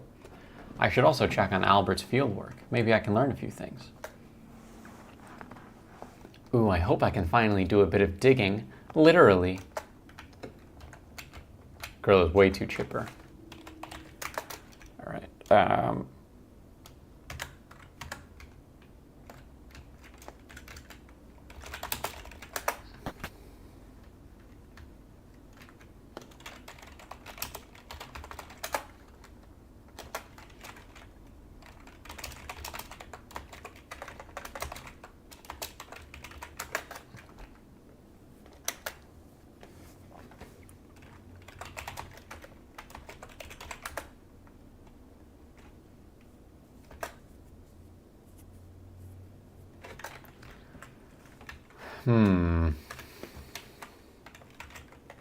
Oh, well, there's a shovel right there.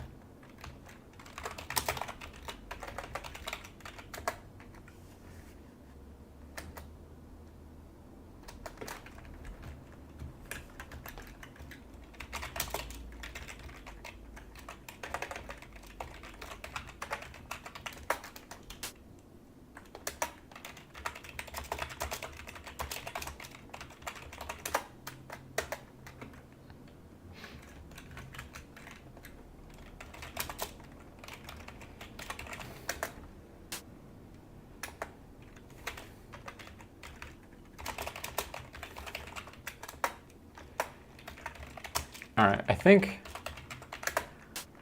I might be able to find a pick in the bar.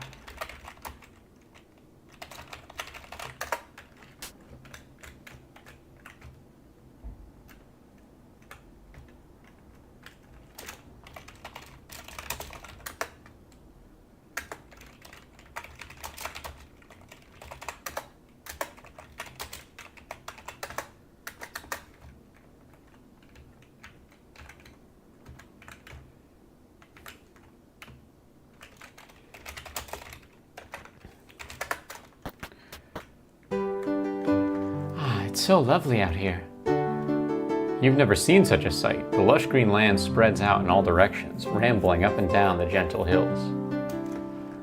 You can hear a swift river nearby and bird calls. Fresh and new is how the air smells.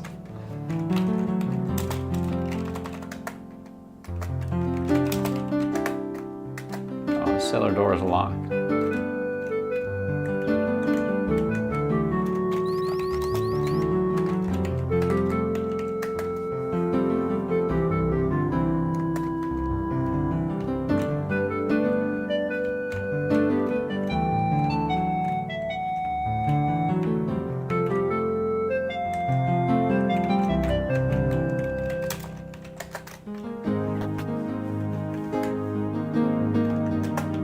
Garden shed. Oh yeah, look at that.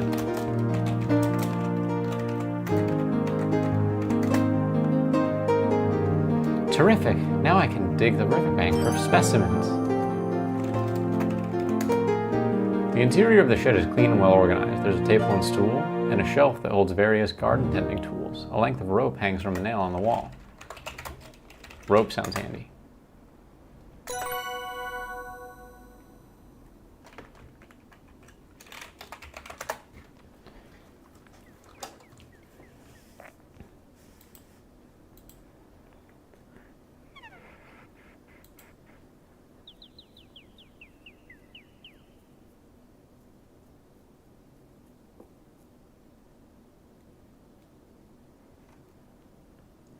Hey, what's up, Mike?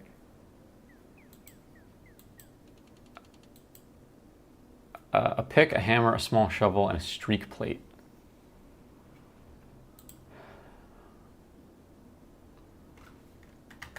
I also kind of want to talk to Nessa.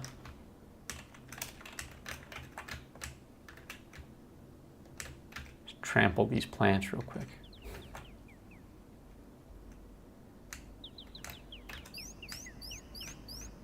Whoa!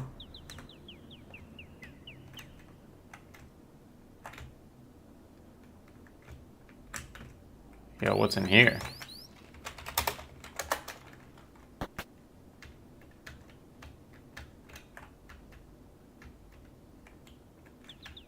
The meat shed. An array of smoked meat and fish are hanging to dry and cure. A work table with a deeply scratched work surface is against one wall. You see a big bag of salt, a barrel, and a large pot. Can't believe they're just keeping their meats out here. It isn't point and click. There are very light point and click elements, but it's mostly text-based. It's mostly done through the text parser.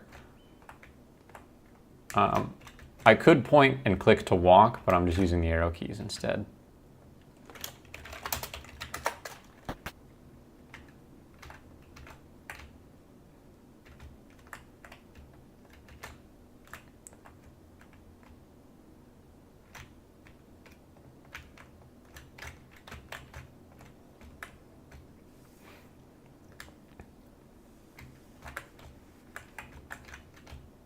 See, no one's at the bar.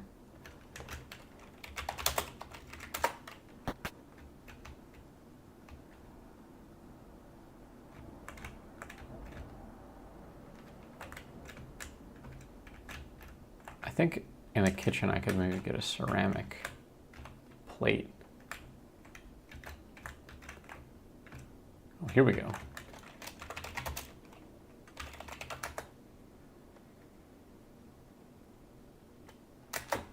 All right, maybe there's a less nice plate in this cupboard. Open, cupboard. Take plate. I think this plate is porcelain. Maybe I can use it as a streak plate. All right. Let's see if this is streak plate compatible.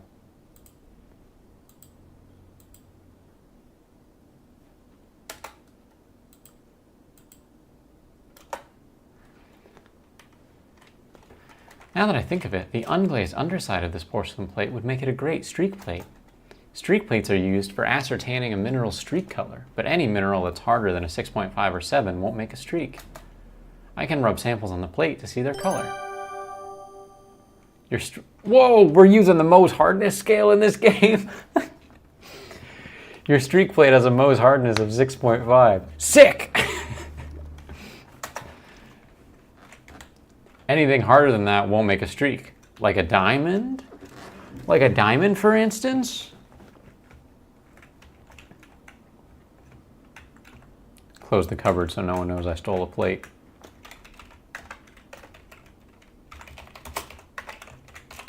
They got plenty of plates in this house. They're not gonna miss a plate.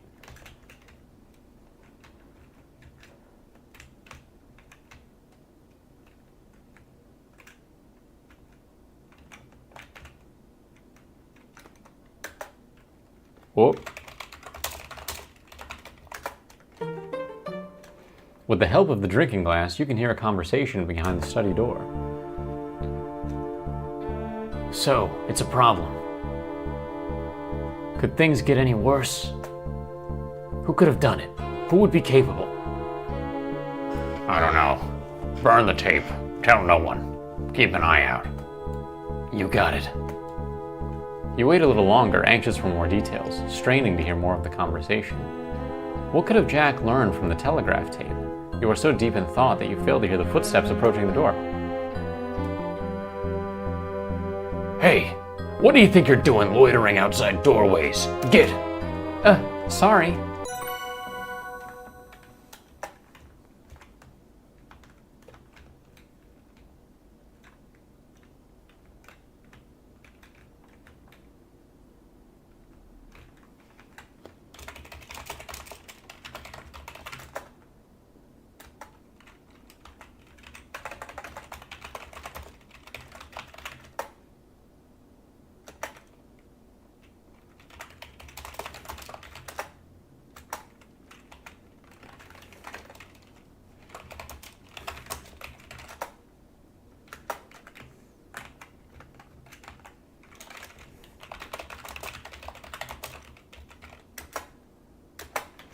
Okay, I can't get the tape out of the, I can see that it's just been burned, but I can't.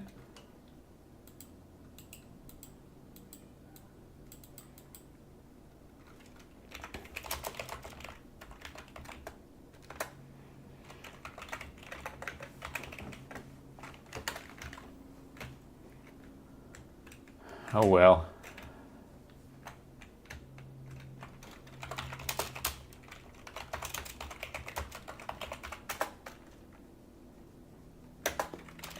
Even talk to Evan about train. Ask Evan about train. What?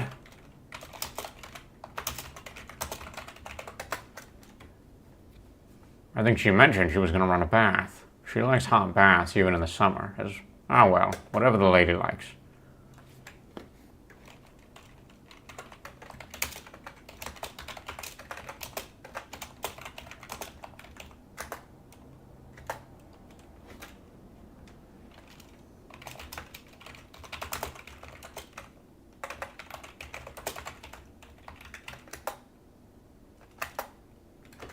The gem is a white garnet. Aren't those rare? Missy, this place used to be a garnet mine. They're common as dirt. Oh, I see.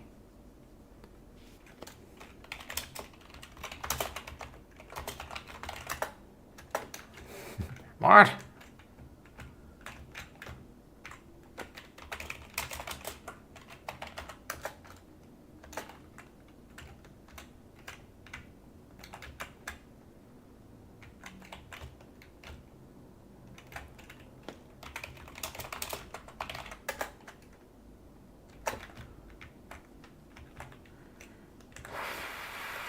Where the hell is everyone?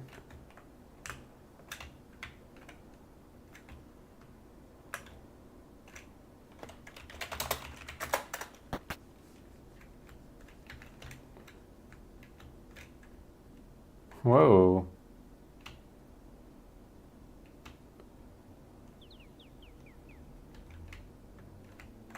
Oh, here we go. Of course, the carriage shed.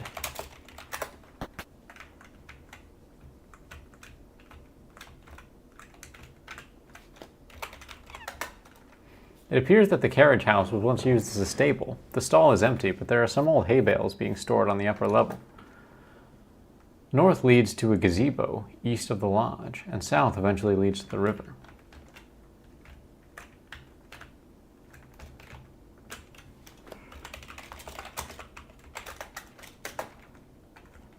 No tools here.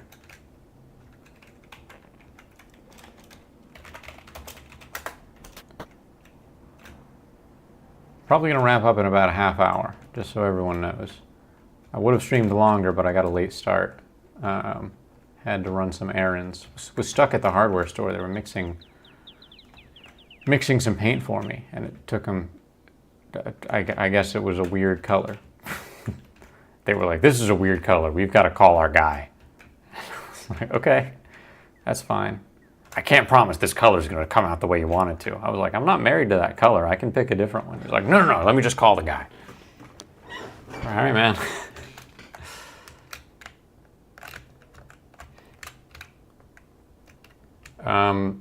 Actually, it was wood stain, not paint. So it might have been the fact that it was wood stain, and he didn't know how to like color the wood stain. Oh, look, it's this guy. But I'm getting a 3D printer, and I need to build a sort of workstation for it into my closet. So I cut some plywood yesterday, and I'm gonna stain it and coat it and put it together and make some custom furniture for my place. So that's what I'm painting. And I had to get some supplies from the hardware store.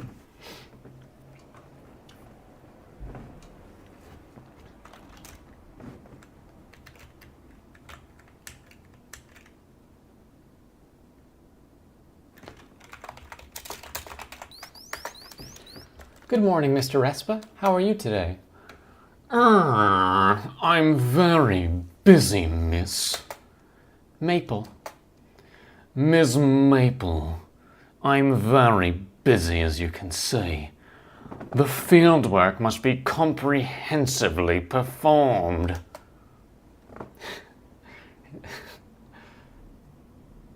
Make a short on that when it's done. I'd love to see it.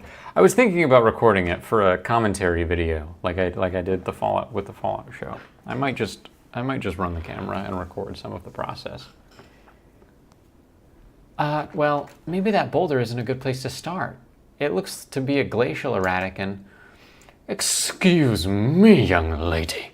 Are you trying to tell me my business? How amusing. Now run along then.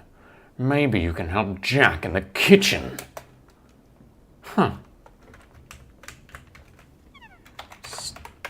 Steel tools. Strangle with rope.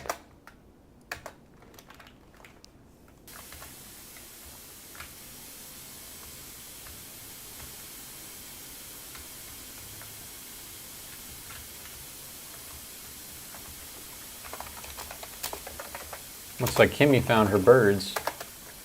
Oh, hi, Nancy. I didn't see you there.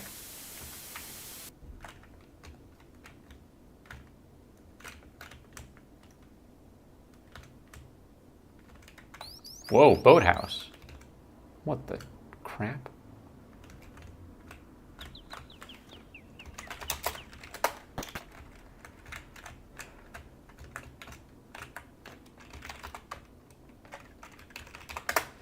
The interior of the boathouse smells damp, which is no surprise. Canoes and oars are stored here. You see a tackle box. Open tackle box. Take hammer.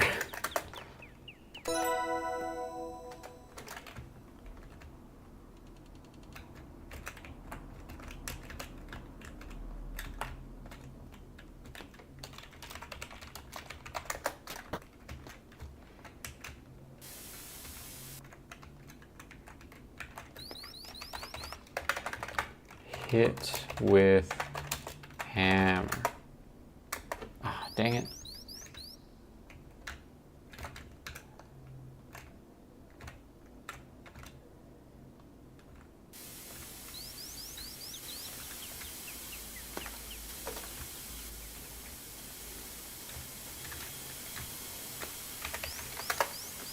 There is a steep cliff here, with a rather scenic waterfall flowing from hidden crevices.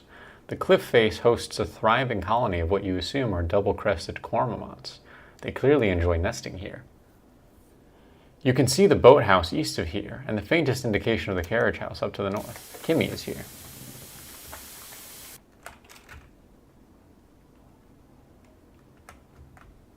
What's over this bridge?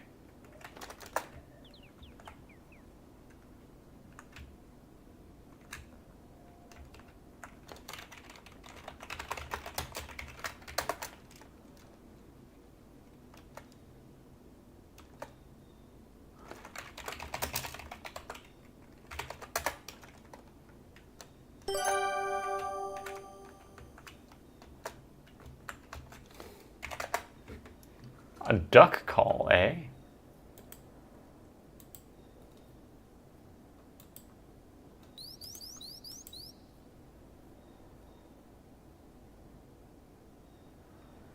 F.A. Allen, Monmouth, Illinois. Are stamped into the duck call. Weird.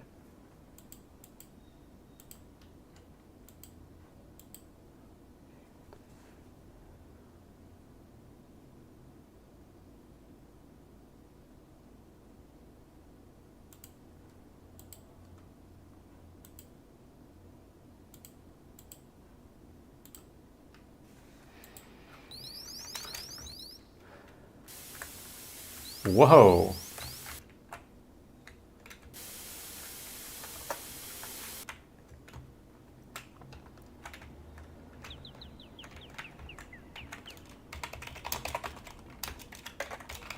What's in the basket? Oh, crap. Look in basket. The bushel is empty. You suppose Jack's been so busy he hasn't had a chance to pick any apples.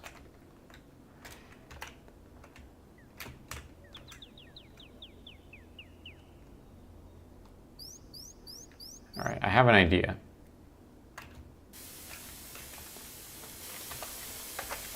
Blow whistle.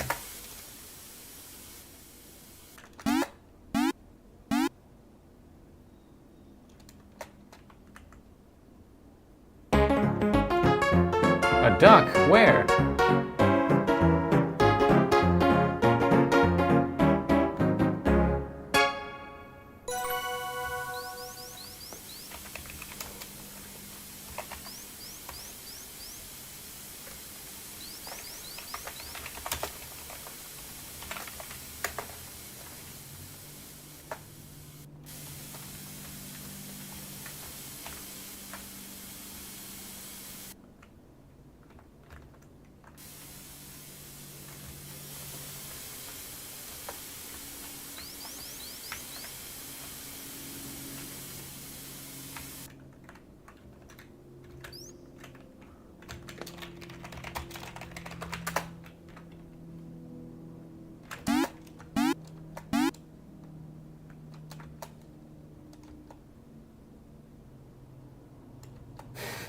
I don't appreciate that. So why would I need to make Kimmy leave? I gotta figure out how to make this dude leave.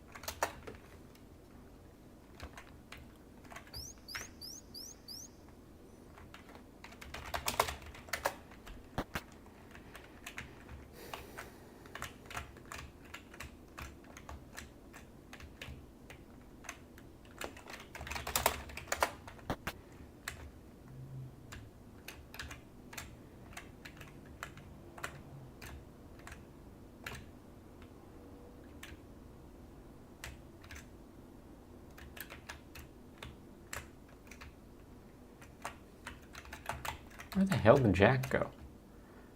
Is everyone upstairs?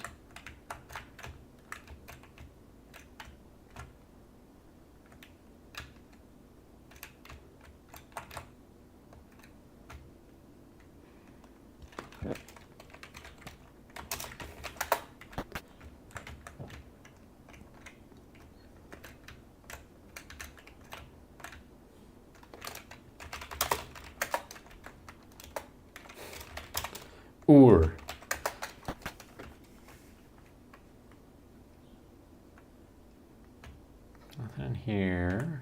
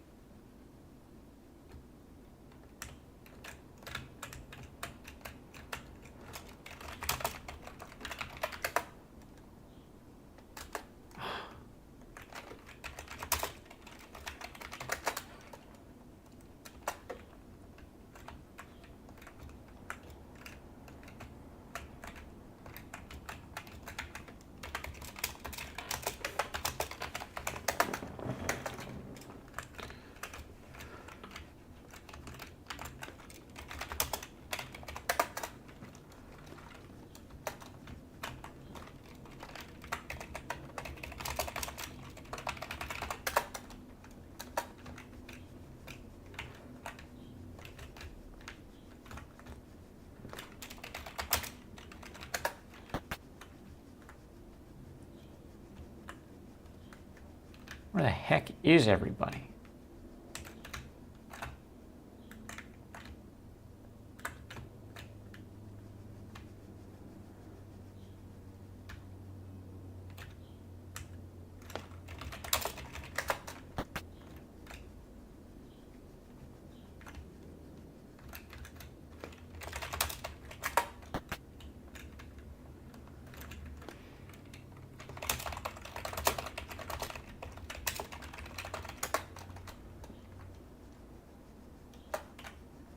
Okay, Margot doesn't know anything about the duck whistle. Thank you, though, Margot.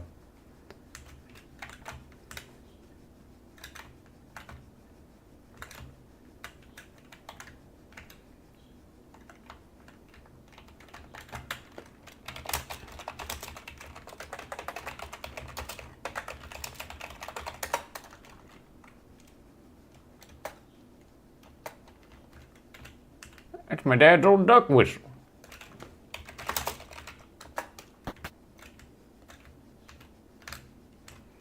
Kimmy might just want the duck whistle.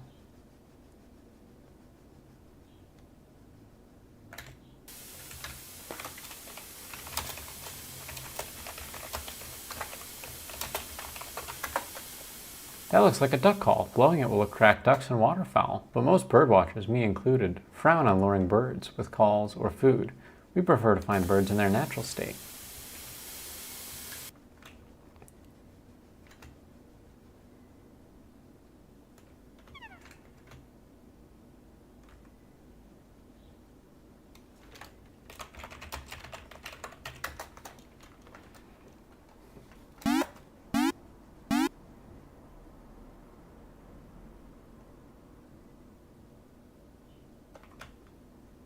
No effect.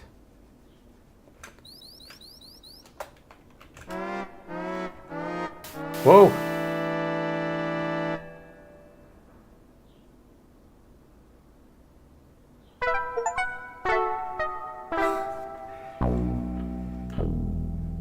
I died. You can die in this game.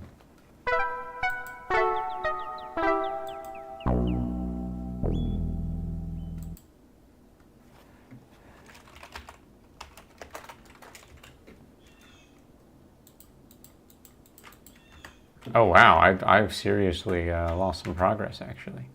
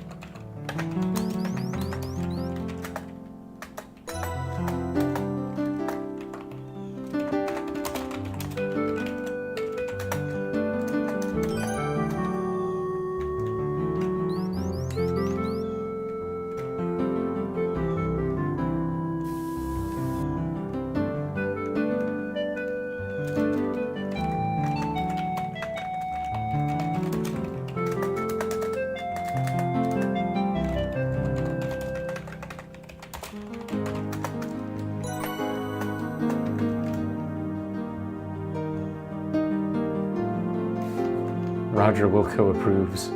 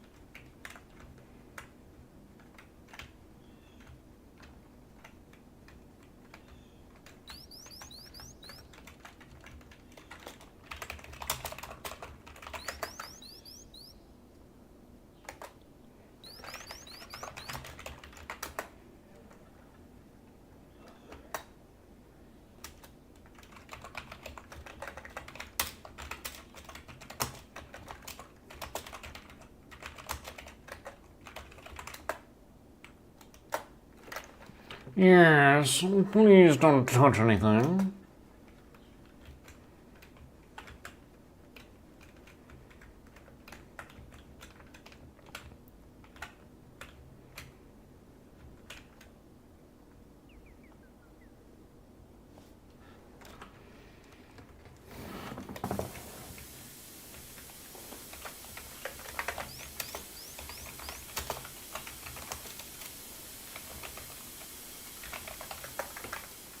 My suitcase was my mother's when she came to Canada. It's a bit worse for wear, but I love it.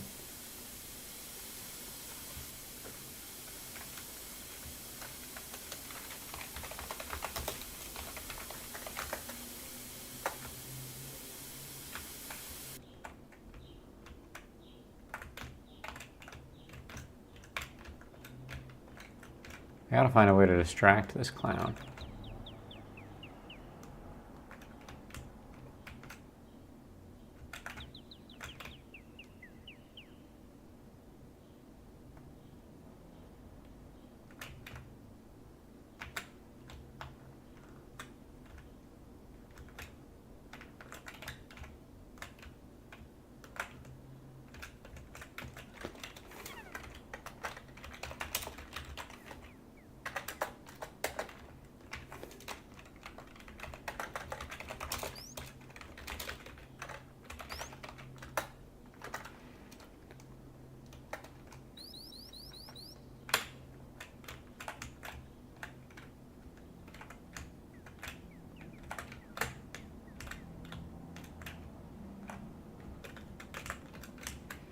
Maybe if I use this spigot.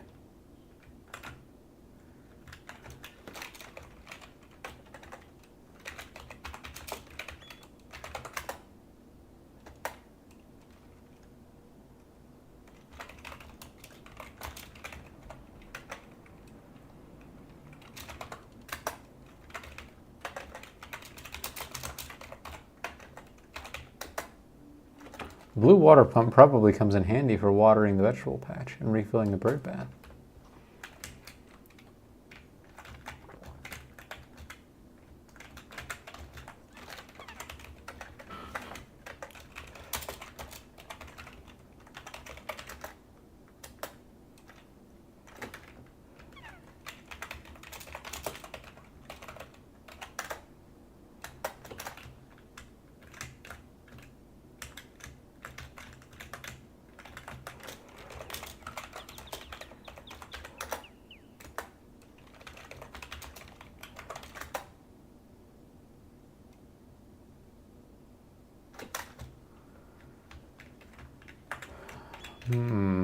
Ooh.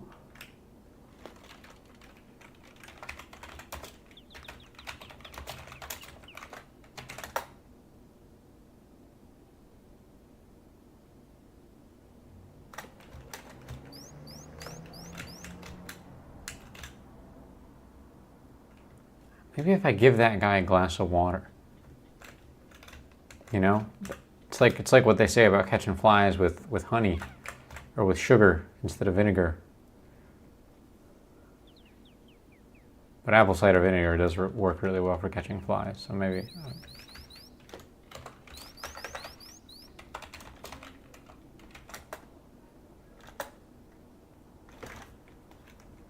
Water to fireplace, that's a cool idea.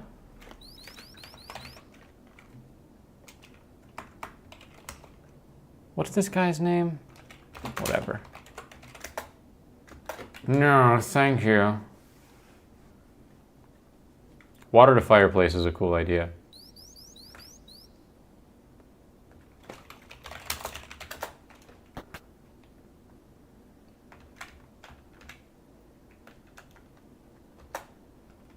Oh, crap.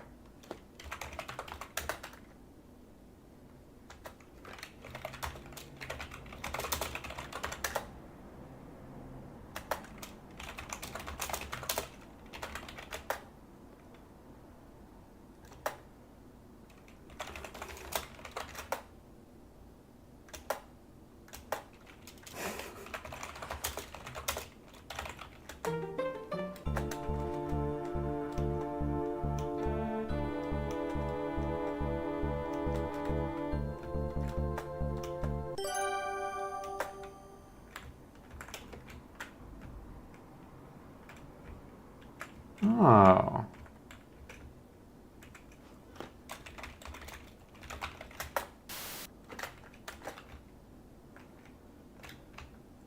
Didn't realize Jack was there. I'll talk to him when I...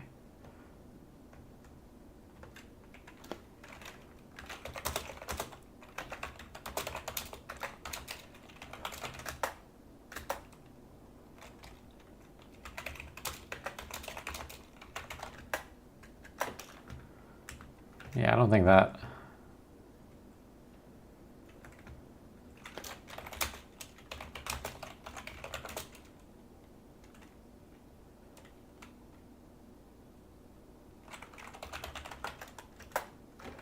There's been an accident. Bridge got damaged, so the train's not running. Looks like you're stuck here for a while.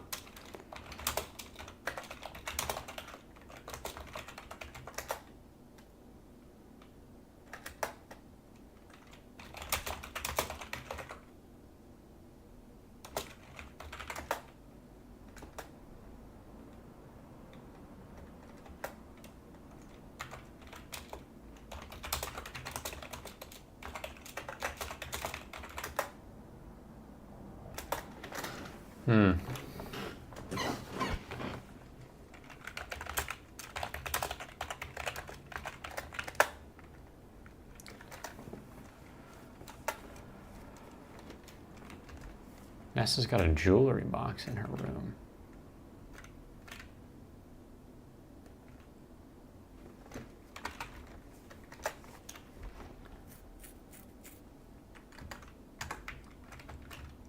I think this is Nessa's room.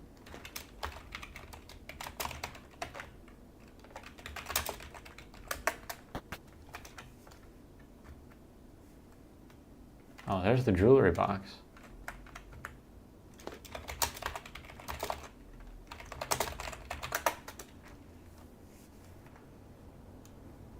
She plays at being a hostess, but she doesn't belong here.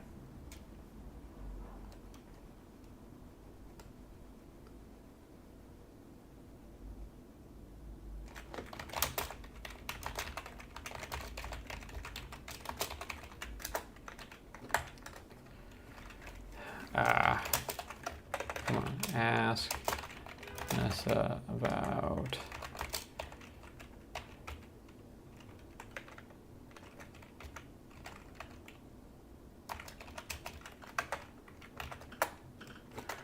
I bought my jewelry box to Crimson with me. It's where I store a very valuable ruby brooch.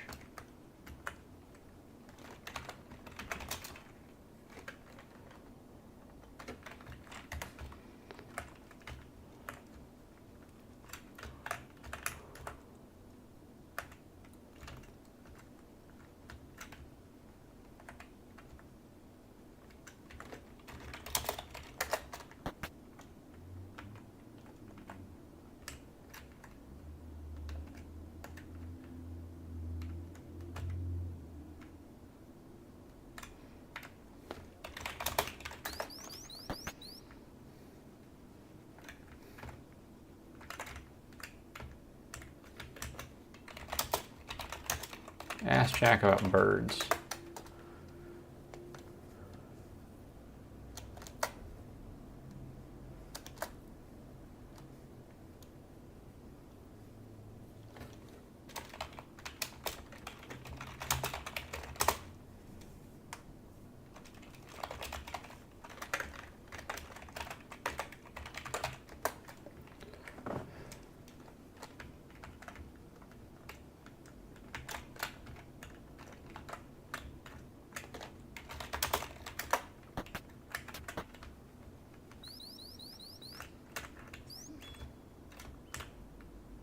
Trying to figure out if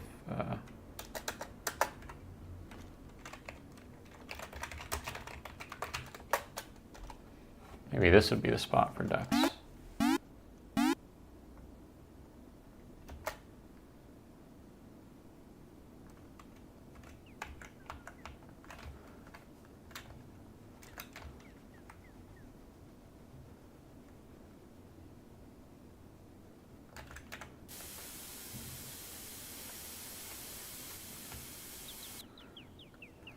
Maybe, what if I go to the meat shed?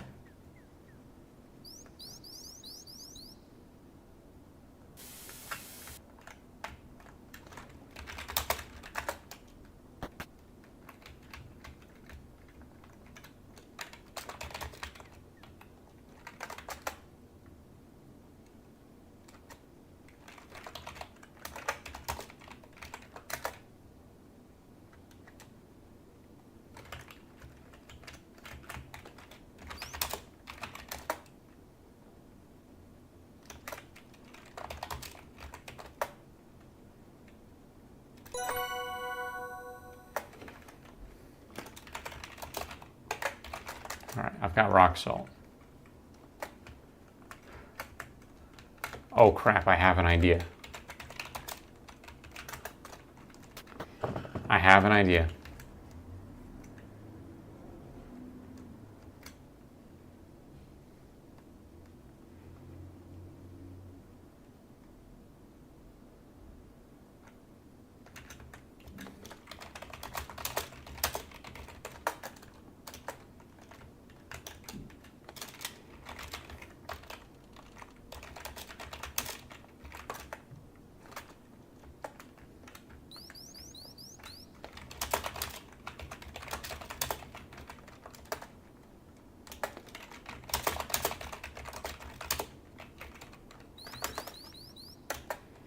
You are too curious.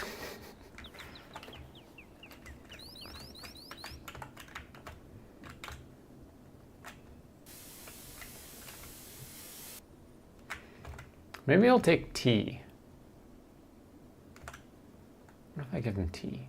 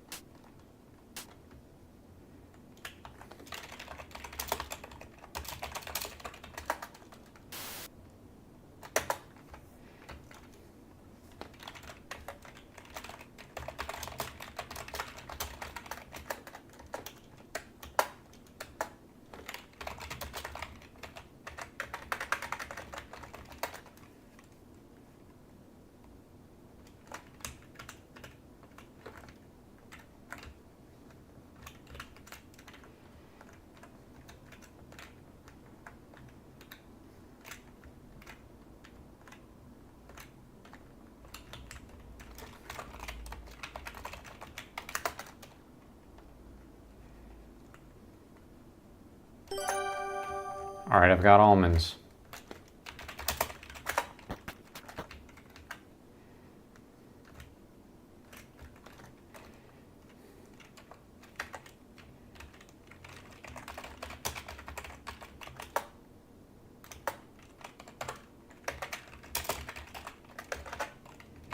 Drop the almonds.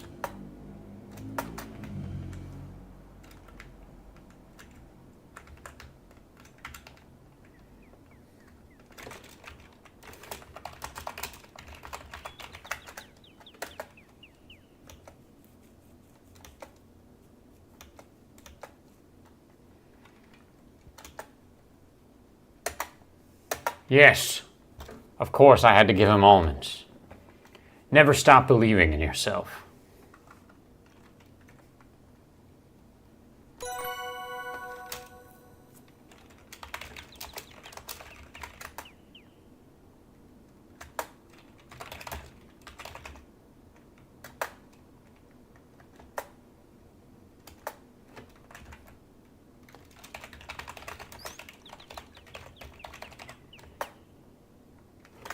Closely examining the glacial erratic with this loop, you can definitely conclude that it is granite.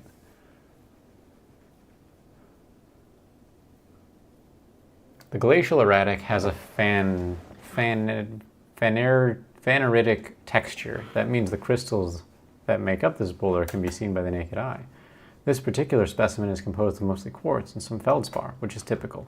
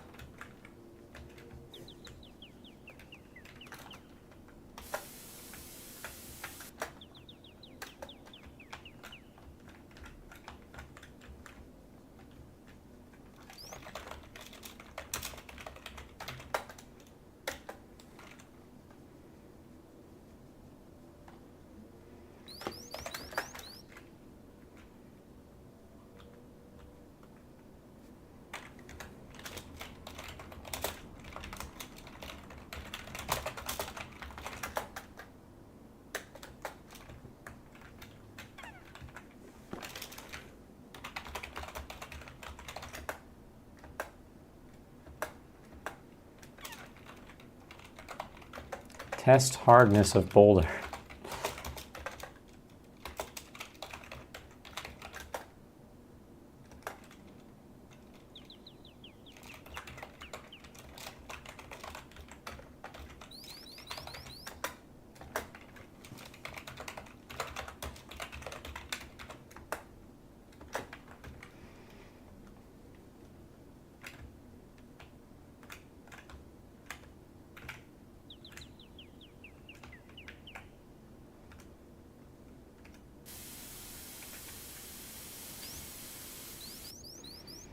All right, I'm gonna wrap this up, I guess.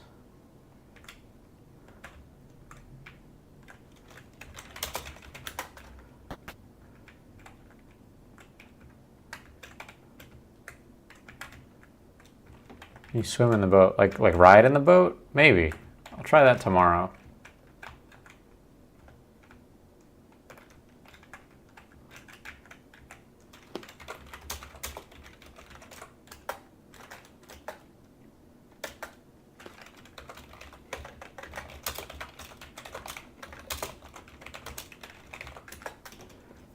I'm not sure that I want Albert to return to his work at the erratic boulder yet. I haven't gotten a sample from that area.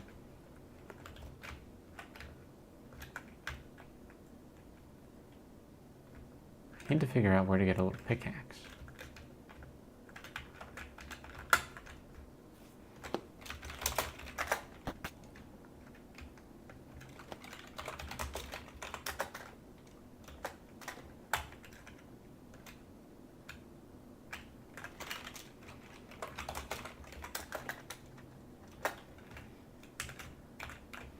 Maybe I can ask Jack where I might find a pick.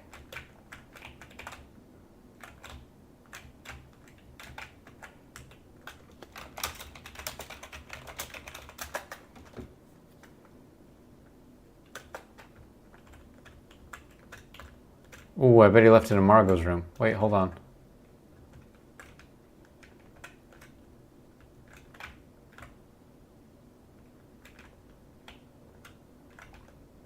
If we find the pick, that'll be a great place to end stream.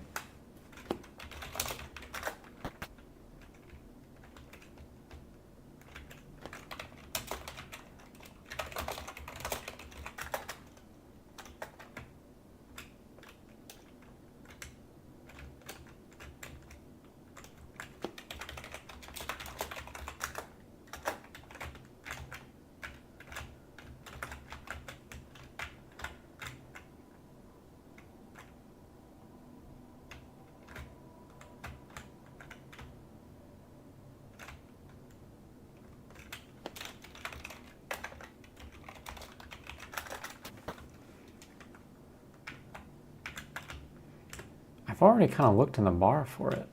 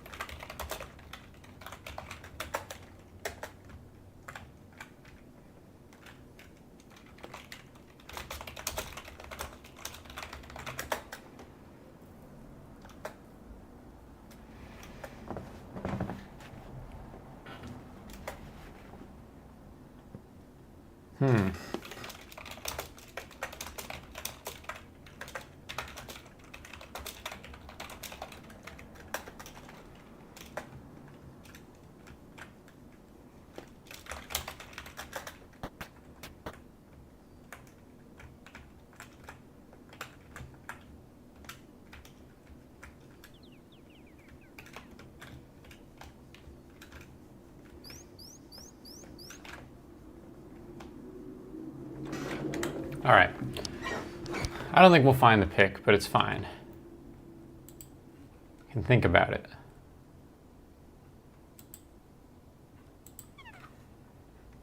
Stream. Or I guess find pick, just so I kind of know what I'm doing.